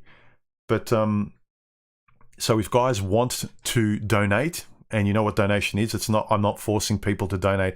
I'm saying if you want to say thank you and donate, I'm very grateful. I appreciate it. And as a guy, guys need to, when they're offered something, learn how to say thank you, because we're not used to exercising the muscle of I need something. Not I need something, but it's nice to receive, because we go through life with these women where it's a one-way street where we give and we feel good as men. We don't need anything in return. And so when it translates here, why do you even need donations? You should do everything for free in life. Yeah, just like you did with all the women in your life. Just like you get walked all over in jobs. No, you can receive. You need something back. Sometimes you can actually say thank you. From what I gave, I'm happy to receive a little bit in return. I don't ask for it, but we've got to learn to receive as guys as well. That's half of our problem with women in relationships.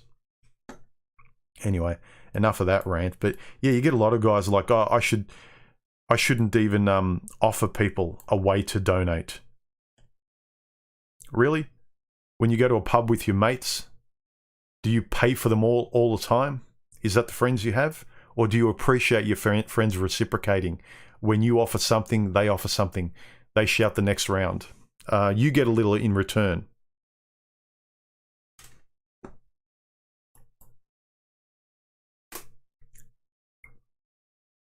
Okay, the only thing I'll ask is hit the thumbs up and subscribe if you enjoyed the video.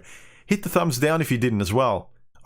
Seriously, guys, hit the thumbs down if you don't like my videos. I beg you, hit the thumbs down if you don't like my videos. But if you appreciate my videos, say thank you however you want. Give a thumbs, subscribe, donate if you feel like it. But be honest.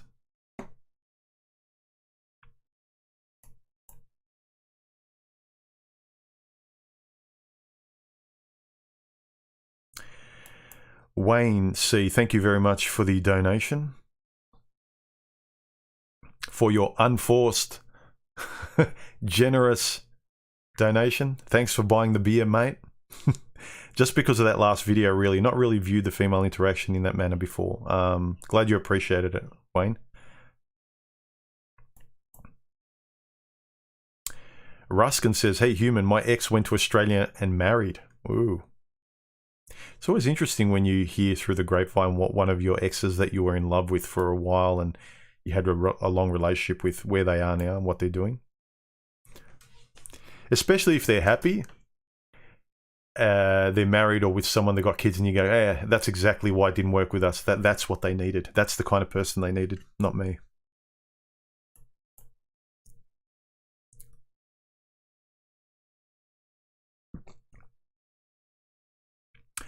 BMCK says, "These are awesome humor. I really enjoy everyone's points of view." Yeah, and I really enjoy and I encourage all the different kinds of points of view under my videos. And a lot of people comment they really love the comments and the mentoring and the different points of view from different guys and their experience under my videos. Because it's not just my point of view. I've got my view, which someone might enjoy, but then under the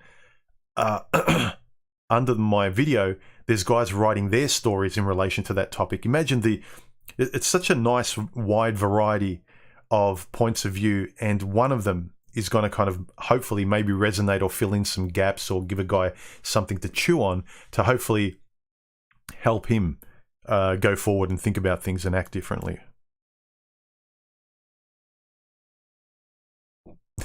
Southern Soul says, finding love is like finding lost keys. Once you stop looking, they appear.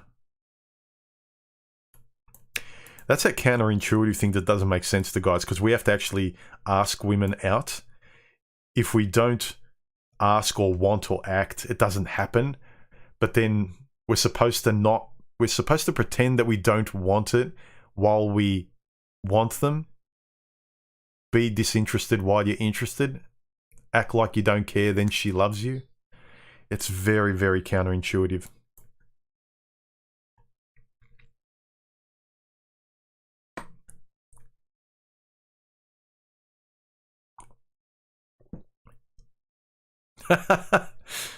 Boffin says, I've dated a few that cooked, but eating what they served was a different issue. Yeah. But let me know if I'm wrong, Boffin, next time we talk. I really appreciate the bad cooks. They were nice girls. At least they tried. Like, I look back fondly on, like, especially one, I had a great relationship with her. She was a sweet person. She was an awful cook, but I loved that she cooked for me.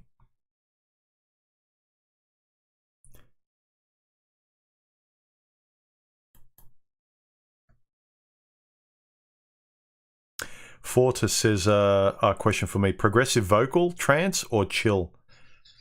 I'm not a big fan of vocal in any of my music. So I like cinematic movie scores, EDM, the less vocals, the better.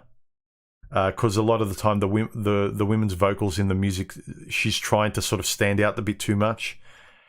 She's trying to make a name for herself. I appreciate the music more. I like chill music as well, lounge music. So I'm much more an instrumental kind of guy, a cinematic type of guy. I think back in the day, I first started to notice EDM when I noticed chicane. And then from there, I think because I always liked cinematic scores, and then chicane was like I was listening to a cinematic score with a drum beat. And then I started to appreciate EDM that way.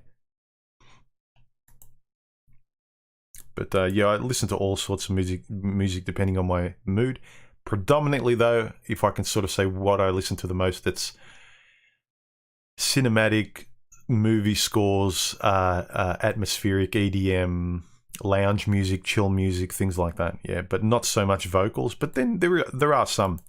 If the music and the whole thing are put together well, I can listen to it too.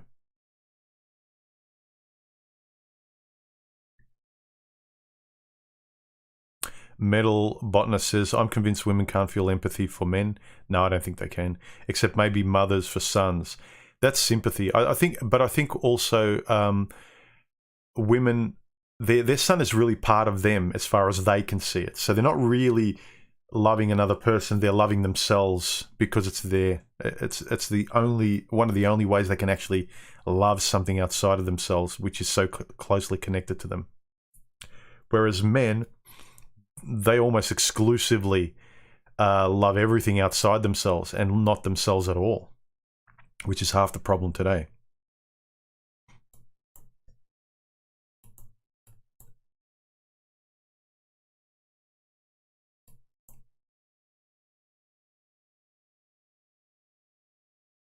Wayne says, human, was this channel insights and or your generalized views on intergender dynamics come over time from various things, or were these rather lightning bolt type revelations? Over time.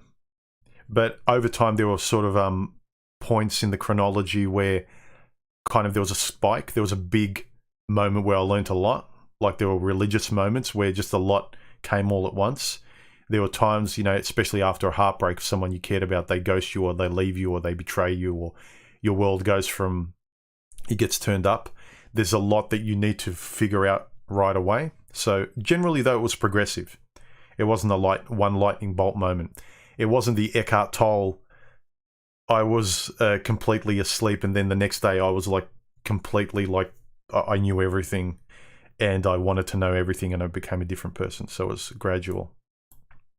I think that's it's common for most guys, though.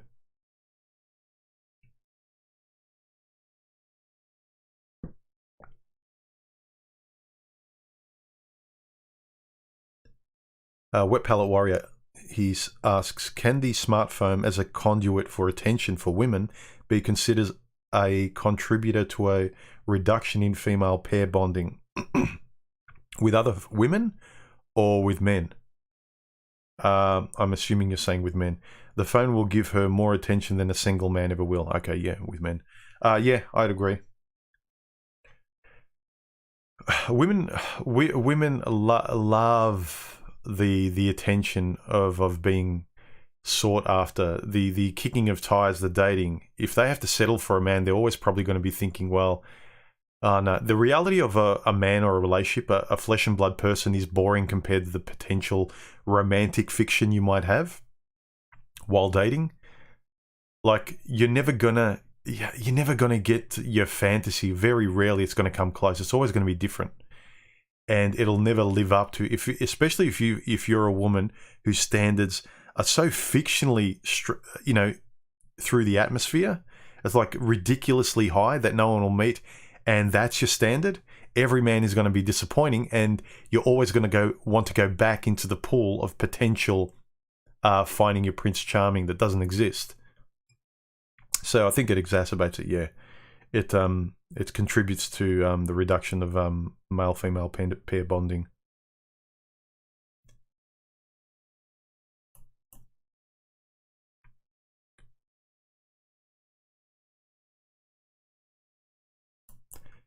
Remember, guys, let me know your last questions, then we'll start finishing the stream off. Put a whole bunch of emojis next to your questions. Ted1775 he says, human, how do you deal with people who are just being argumentative? If you can tell someone's just being a debater or wanting to be right, walk away. If you sort of see that they don't want to play tennis, but they just want to ram things down your throat, they want it to be a one-way street of them, then recognize that you need to breathe as well and walk away.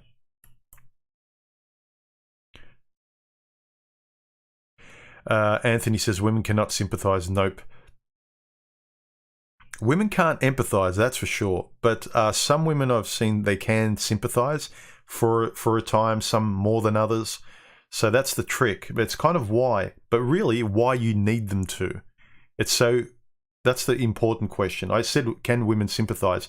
That was kind of the glib fishing to get guys to think about the real question, which is why they should, why anyone should in an interaction, a friendship, a conversation. It's not you just having a conversation with someone else. It's the other person existing as well. And extend a conversation to a relationship. The relationship is the same dynamic as a conversation. You talk, they listen. They listen, you talk, blah, blah, blah. It goes back and forth. Your needs, their needs. Remember, guys, there's guys and girls in this in the stream who have a wrench near their name, which means they can kick you off if you're being an a-hole.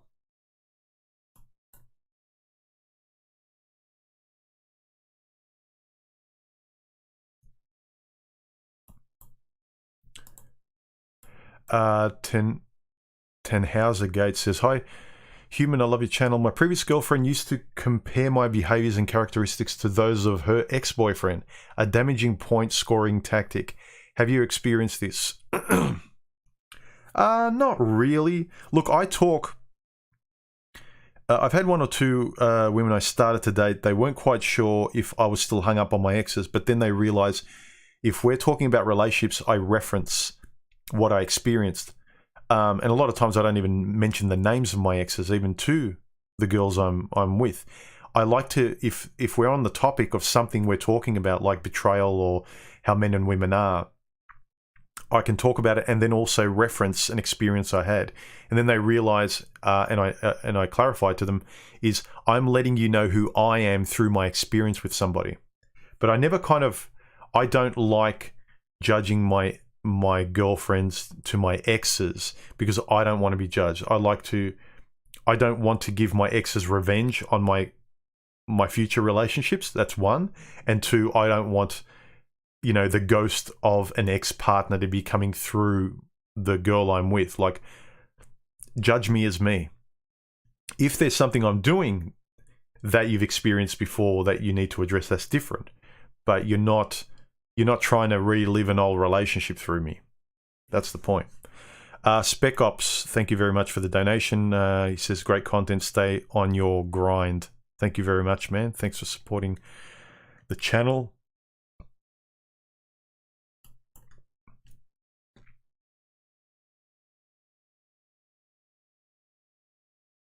Blackmagic 1087.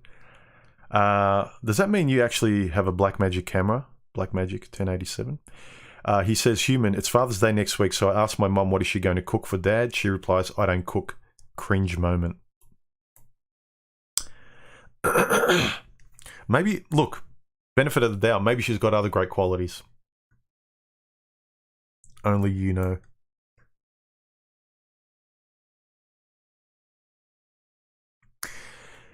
Methaferus is it normal to stop searching at 20?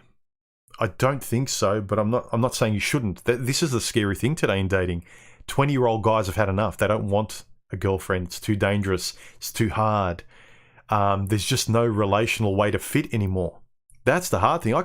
At 20, I can't imagine saying, enough of women. Fuck, no way. I didn't know anything about myself then, but I knew what I felt. Like, I can't deny that feeling. But at the same time, they say, I read somewhere last year that the testosterone has been dropping in the last few generations of men and women because we're trying to sort of normalize, make men and women the same. I don't know how our biology is adjusting to that, but they say that the natural testosterone levels of a guy who's in his early 20s is the same testosterone level of a guy in his 60s in about 1940.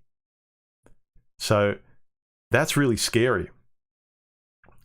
Imagine the testosterone level of a guy who's in his 20s now, what it's going to be if things continue like this when he's in his 60s. Like, he'll be done. His testosterone's probably all going to go by the time he gets into his 30s. I don't know.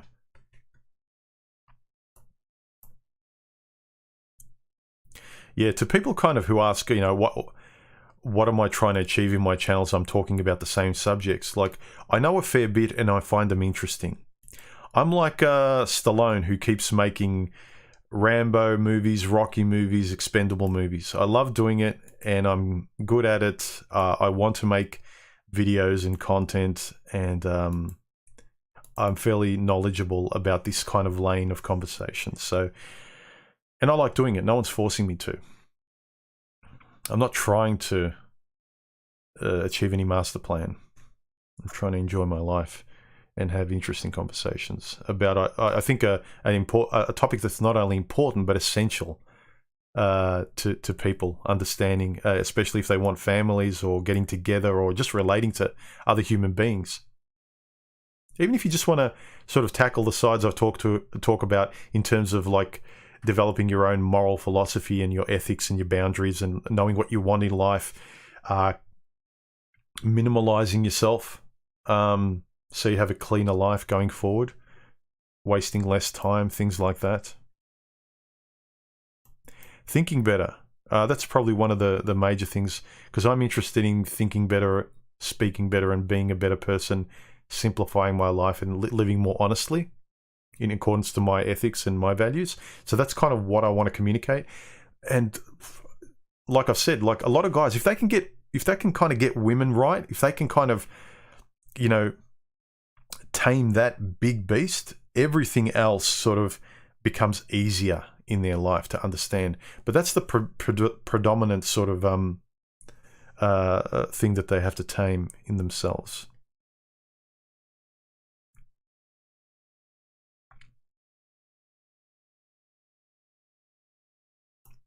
All right, guys, last questions, and then we'll call it a day or a night, wherever you are.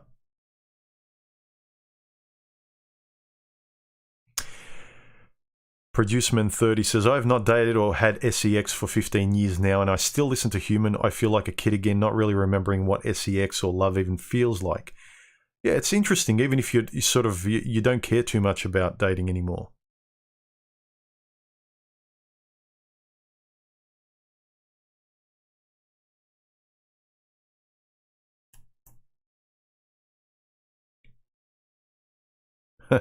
Nikos says, Human is the only reason I have YouTube. Like I said, I don't watch much Manosphere content anymore because it's kind of gone away from the reason I got in. I wanted to be part of those guys then, making more of this kind of intellectual conversation, and everyone did their own thing. And I like that we all approached and had our own interests and ways of speaking. Like my well of information and from where I want to speak is very different from someone else, but that's great. Men can kind of take the medicine they need and get the information and be entertained and listen to and get information from different mouths and different minds. And I love that. And I wanted to be another different person in that soup. But now it's just the kind of same one-trick pony. Go to the gym, make money, PUA, bro.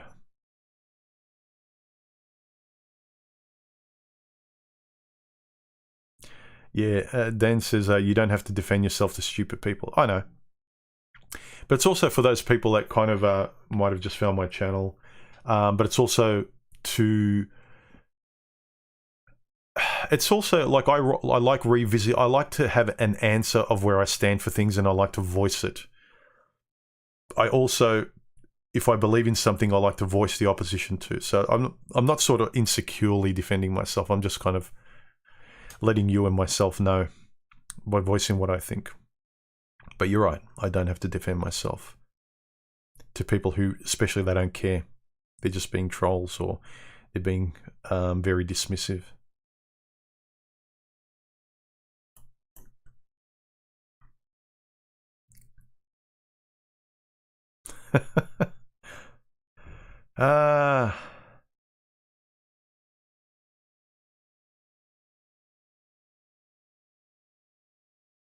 CO26 Sailing, thank you very much for the donation. He says, "'Tis good to listen in from New Zealand on a cold winter's weekend and hear you shoot the breeze on these topics with us fellas from right around the world."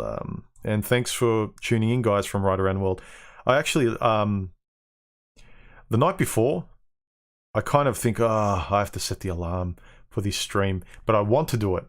I like preparing, like the screens like that and things like that, comments from you guys to share on these streams.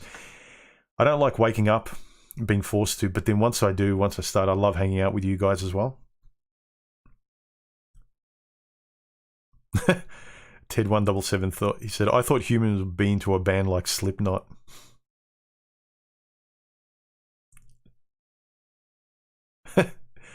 Cinematic rock.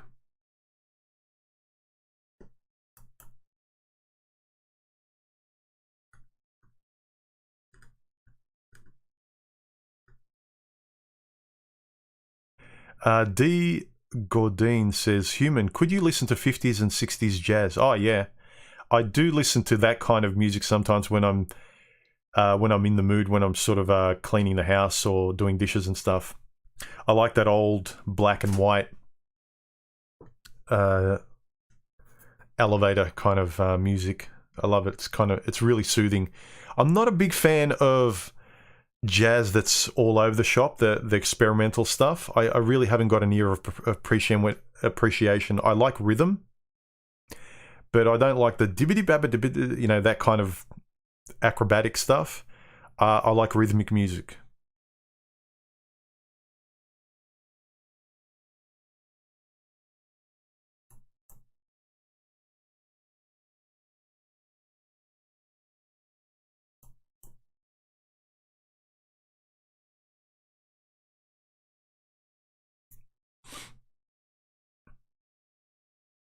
Oh, Web Palette Warrior. Are you in Victoria, are you? Okay.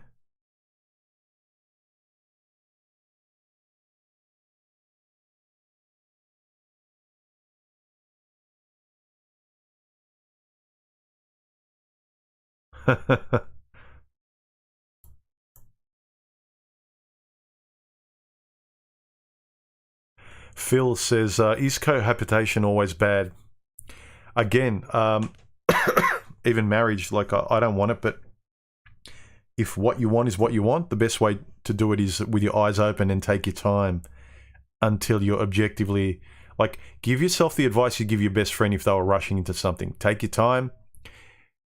If you want to do it the slow, sensible way when you feel you trust the person. So if nothing's going to stop you, if you want to cohabit, if you want to get married, if you want to have kids, do it the slowest, most sober, responsible way you can so you're convinced. Don't make life-altering decisions on emotion in that moment because, you know, I just feel this way and I know, or she's going to leave if I don't pull the trigger because she wants to. Don't let a woman force you. Make sure it's your decision. Remember, there's two people in a relationship, not just one, as women would have you believe when they shame you.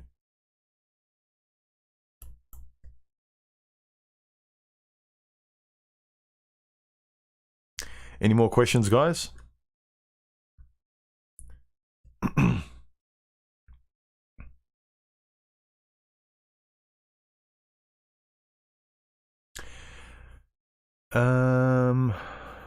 Wayne says, I assume you've read many of the more popular books on these related topics. Do you think any of them got anything notably wrong? Rational, Male, Unplugged, etc. I haven't read all of them, or I haven't read... I've only read bits. From the bits I've read of Rational Male, Rollo Tomasi, it's pretty solid, most of it. But again, I haven't read all of it. I kind of... I cherry pick from the buffet out there, and it's not just manosphere content. I like reading even fiction when it uses allegories and there's something to be learned about human interactions and how we can think better and make better decisions. So I source from everywhere, but no, I haven't read enough from manosphere authors, like particularly like Rollo and all those guys who've written books.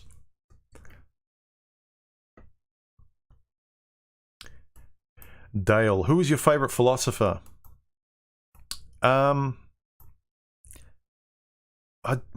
the top of my head, Nietzsche, but when I think about it, no, it's probably what's his name? I haven't read him for a while. Notes from the Underground, the author. Oh, I can't believe I can't remember his name. Dostoevsky. Most people wouldn't consider him a philosopher, but I do. I would say he's probably one of my favorite philosophers. That's not really a philosopher, but people who they'd consider him a philosopher, I'd probably say Nietzsche. And that doesn't mean I want to model his life, but I just think he was a very big-brained, switched-on person, where his brain probably got the better of him, though. So that's why I don't want to cherry pick. Take what's useful. Irene, a female.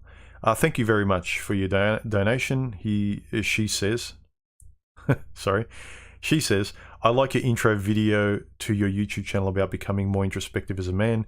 What are the main things you've learned from that?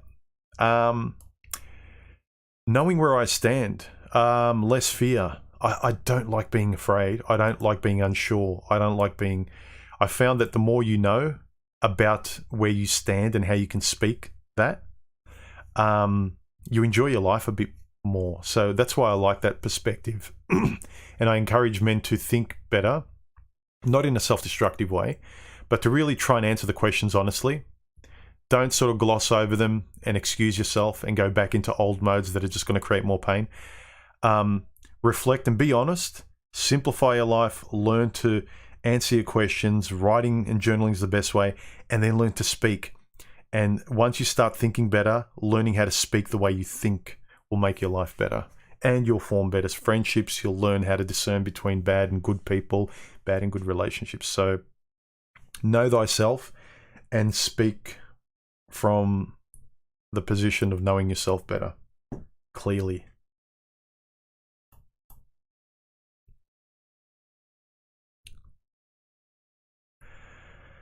Any more questions, guys? Blah, blah, blah.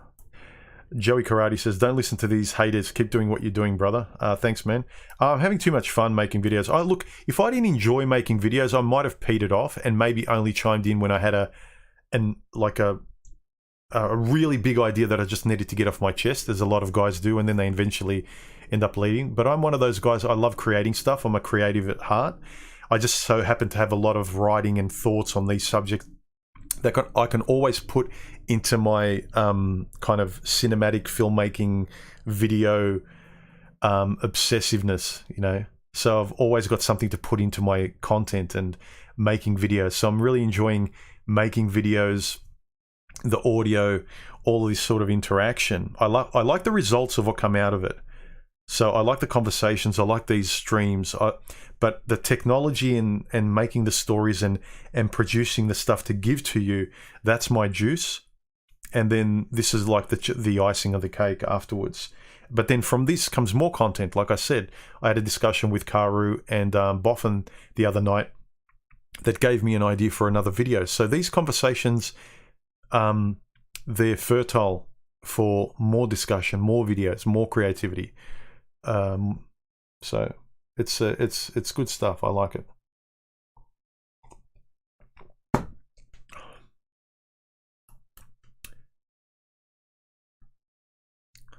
Nancy Drew says, "Human, thank you for letting me be part of your life." Nancy Drew, that was a story, wasn't it? I think I have a short comic story on it as well, a graphic novel that was made from a Nancy Drew novel.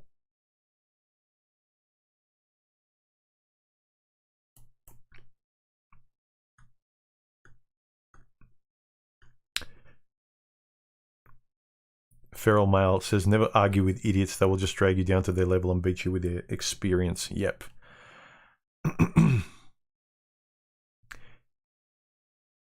Feral Android says, where's Coltane been? No idea. I haven't spoken to Coltane in a long while. I haven't spoken to Stardust either in a little while too. But definitely Coltane has been a long time between drinks. He's probably out there having fun, doing his own thing.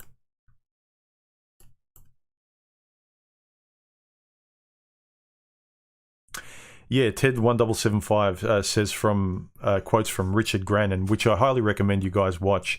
He talks a lot about a lot from the philosophical standpoint that I find interesting. He says, abandon sincere communication when communication with the insincere. Yeah, don't be sincere when the question is insincere. Try and really know who you're speaking to. Keep the front of your head engaged.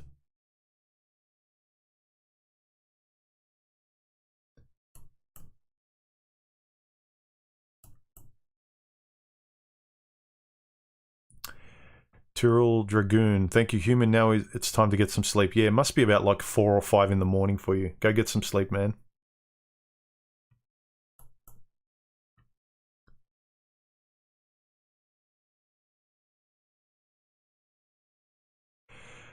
No says, Thank you for the super chat donation, though. He says, hey, man, really dig your vibe. Thank you for tuning in and the donation, man. I appreciate it.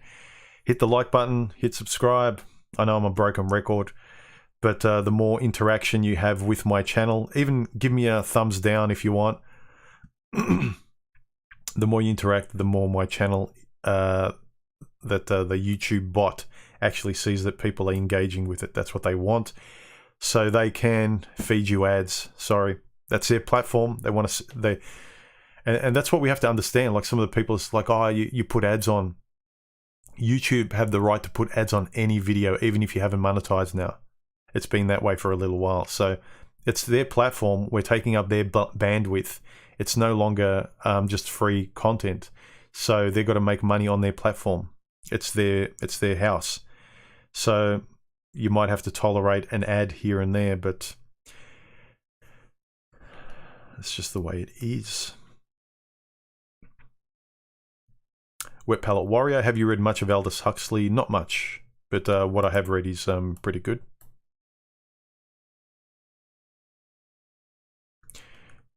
Rollo pushes PUA too hard. Yeah, that's the vibe I get, but like I said, I haven't read enough of Rollo from like cover to cover or big chunks to kind of know, but from the people he sort of has conversations with, that's what I kind of get. But he sounds like a switched on guy as well. Like I said, a lot of these guys look like they're good personalities. They're cool guys. Whether or not I agree with where they're coming from, where they want to speak from is another thing, or what kind of conversation you can have with a person. That's another thing. But I don't not get along with a lot of guys. If they're respectful, I can have a conversation with anyone. Just the Guy says, have you read Michael Holobeck? Yeah, I've read one of his books, the Map and the Territory. I read. That was really interesting. I read the first part and it was kind of like, yeah, this is cool. And then he took such a left turn. It was like, whoa, this guy's a good writer. In the way he kind of lulled me to sleep and then all of a sudden hit me over the head with a sledgehammer. So I can understand his appeal. One writer I've never understood their appeal is Murakami. I know a lot of women like him. He's very ephemeral, but he's a good writer too. But I just don't. Not much of his stuff really hits me deeply. There's kind of this ambient dance that he's really good at, but yeah, I like kind of very punchy, deep, short, and sweet, to the point male writers tend to be. Like Holobeck is a little bit. Hemingway is another.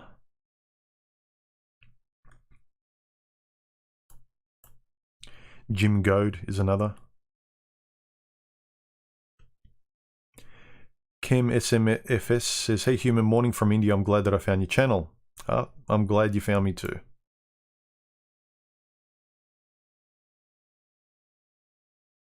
Have you read anything by Pascal Bruckner? This is from Just a Guy. I've recommended his stuff to you a few times. You haven't. Have I written it down? I'm going to write it down right now.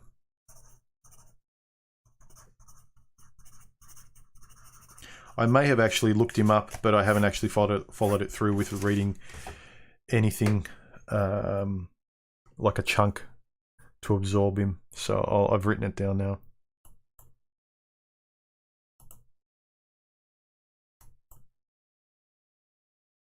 Yeah, actually, guys, maybe I was going to say, you know what I might do? Is I might put a post in my community section, a post just being, give me your book, author, philosopher recommendations, guys. Here are mine. And then if you guys want to add there, and I'll keep it there, and you guys can just keep adding recommendations of books that I might want to read. And it'll be permanent in my community tab. So I'll do that. That might be something to do. Let me write that down. I'm a list guy.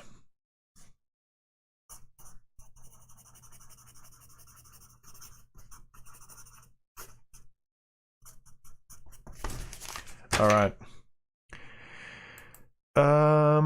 Remember, guys, if you want to ask a question, put some emojis or super chat it. Wayne C, thank you very much for the super chat. He says, for boxing gloves so you don't hurt your hand punching ruse later. Much love, my Aussie cousin. Thanks, man.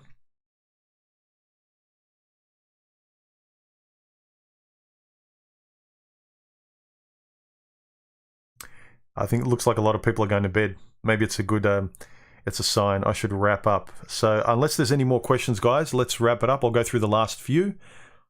It's a beautiful war. Thank you for the super chat donation. He says, best wishes all. Thanks, human. Thank you.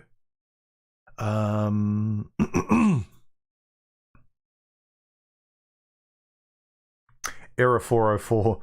Human, what is your YouTube cut from channel donations? I don't know. I don't look. It all goes into at the end of the month. The little bit that human gives me, that YouTube gives me from their ads. So it all gets put in a. I don't really look at my kind of the money stat portion of my channels sort of stuff. I only really visit the top couple of ones where it's kind of looking at how many people are watching my videos, how popular certain recent videos doing compared to the one before it, and the latest comments and things like that. So I only kind of look at those things. I don't really pay attention to how much I'm making from donations. Any more final questions, guys? Sensible questions? Yeah, last time, I want to apologize to anyone I offended last time. Someone asked me a question and I kind of just off the hand, I might have said like, I think it's a stupid question because I'm not calling you stupid. Like if I'm pondering the question, I think it's not a sensible question to me. So I don't mean to insult people, but I think I insulted someone last time. So I apologize for that. I didn't mean to imply you're stupid, but I think it was one of those extreme questions like, what do you think about taking women's rights away? And I think it's a stupid question. Like, how's that going to work today? It's like you can go to the extremes and do something, but it's going to cause a lot of problems as a consequence, given what society is at the moment. It's like saying, what if we took money out of the equation? Let's drop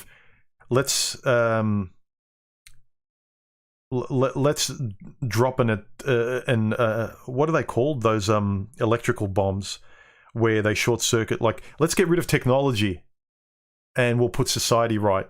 Do you know how much pain and misery it'll cost? Yeah, you can do it. That's a solution, but the consequences, the negative consequences, are so much greater. So taking women's rights away is unrealistic now. There needs to be a more nuanced approach where we can cooperatively improve society in our lives. So when I say it's a stupid question, it's a short-sighted, it's more of a,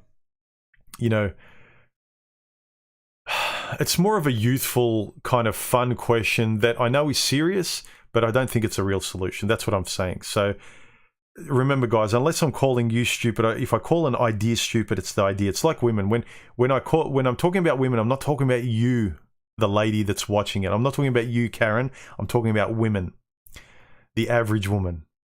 It's like, but I'm not like that. Like, stop taking things personally. If I call you stupid, that's different.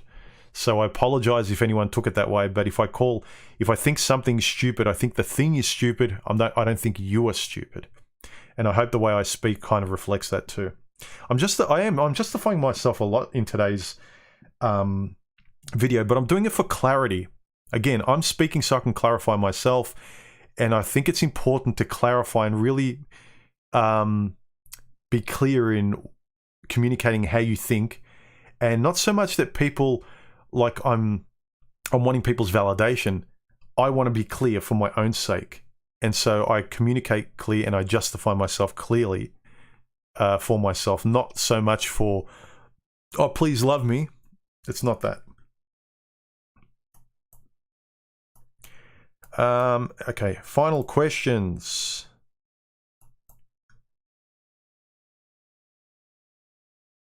Irene says, is human part of red PILL? I don't think so, although I talk about a lot of that stuff. I'm not part of that group, though. There's kind of a group of guys that are kind of very much that. I do talk a lot of that stuff, but I don't belong to... I'm just trying to talk about a lot of different stuff that's interrelated. So I do talk about that stuff too.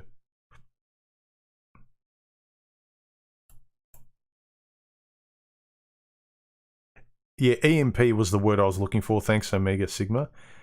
Electromagnetic pulse, I think it is.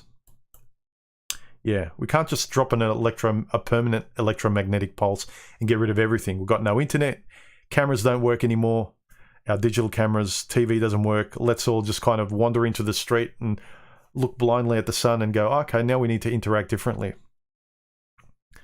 It's not going to just be teething problems, it's going to be like massive pain. Anyway, thank you very much, everyone. This was a really nice chat, and I hope you guys enjoyed it. Thank you to all the super chat donations. I really appreciate them. Give me a thumbs up, hit the like button, subscribe, interact with the channel. Give me a thumbs down, please. If you didn't like this video, if you don't like any of my videos, give it a thumbs down. And I'll see you very soon in the next couple of videos. All right, have a good one. Enjoy your weekend, guys. Bye.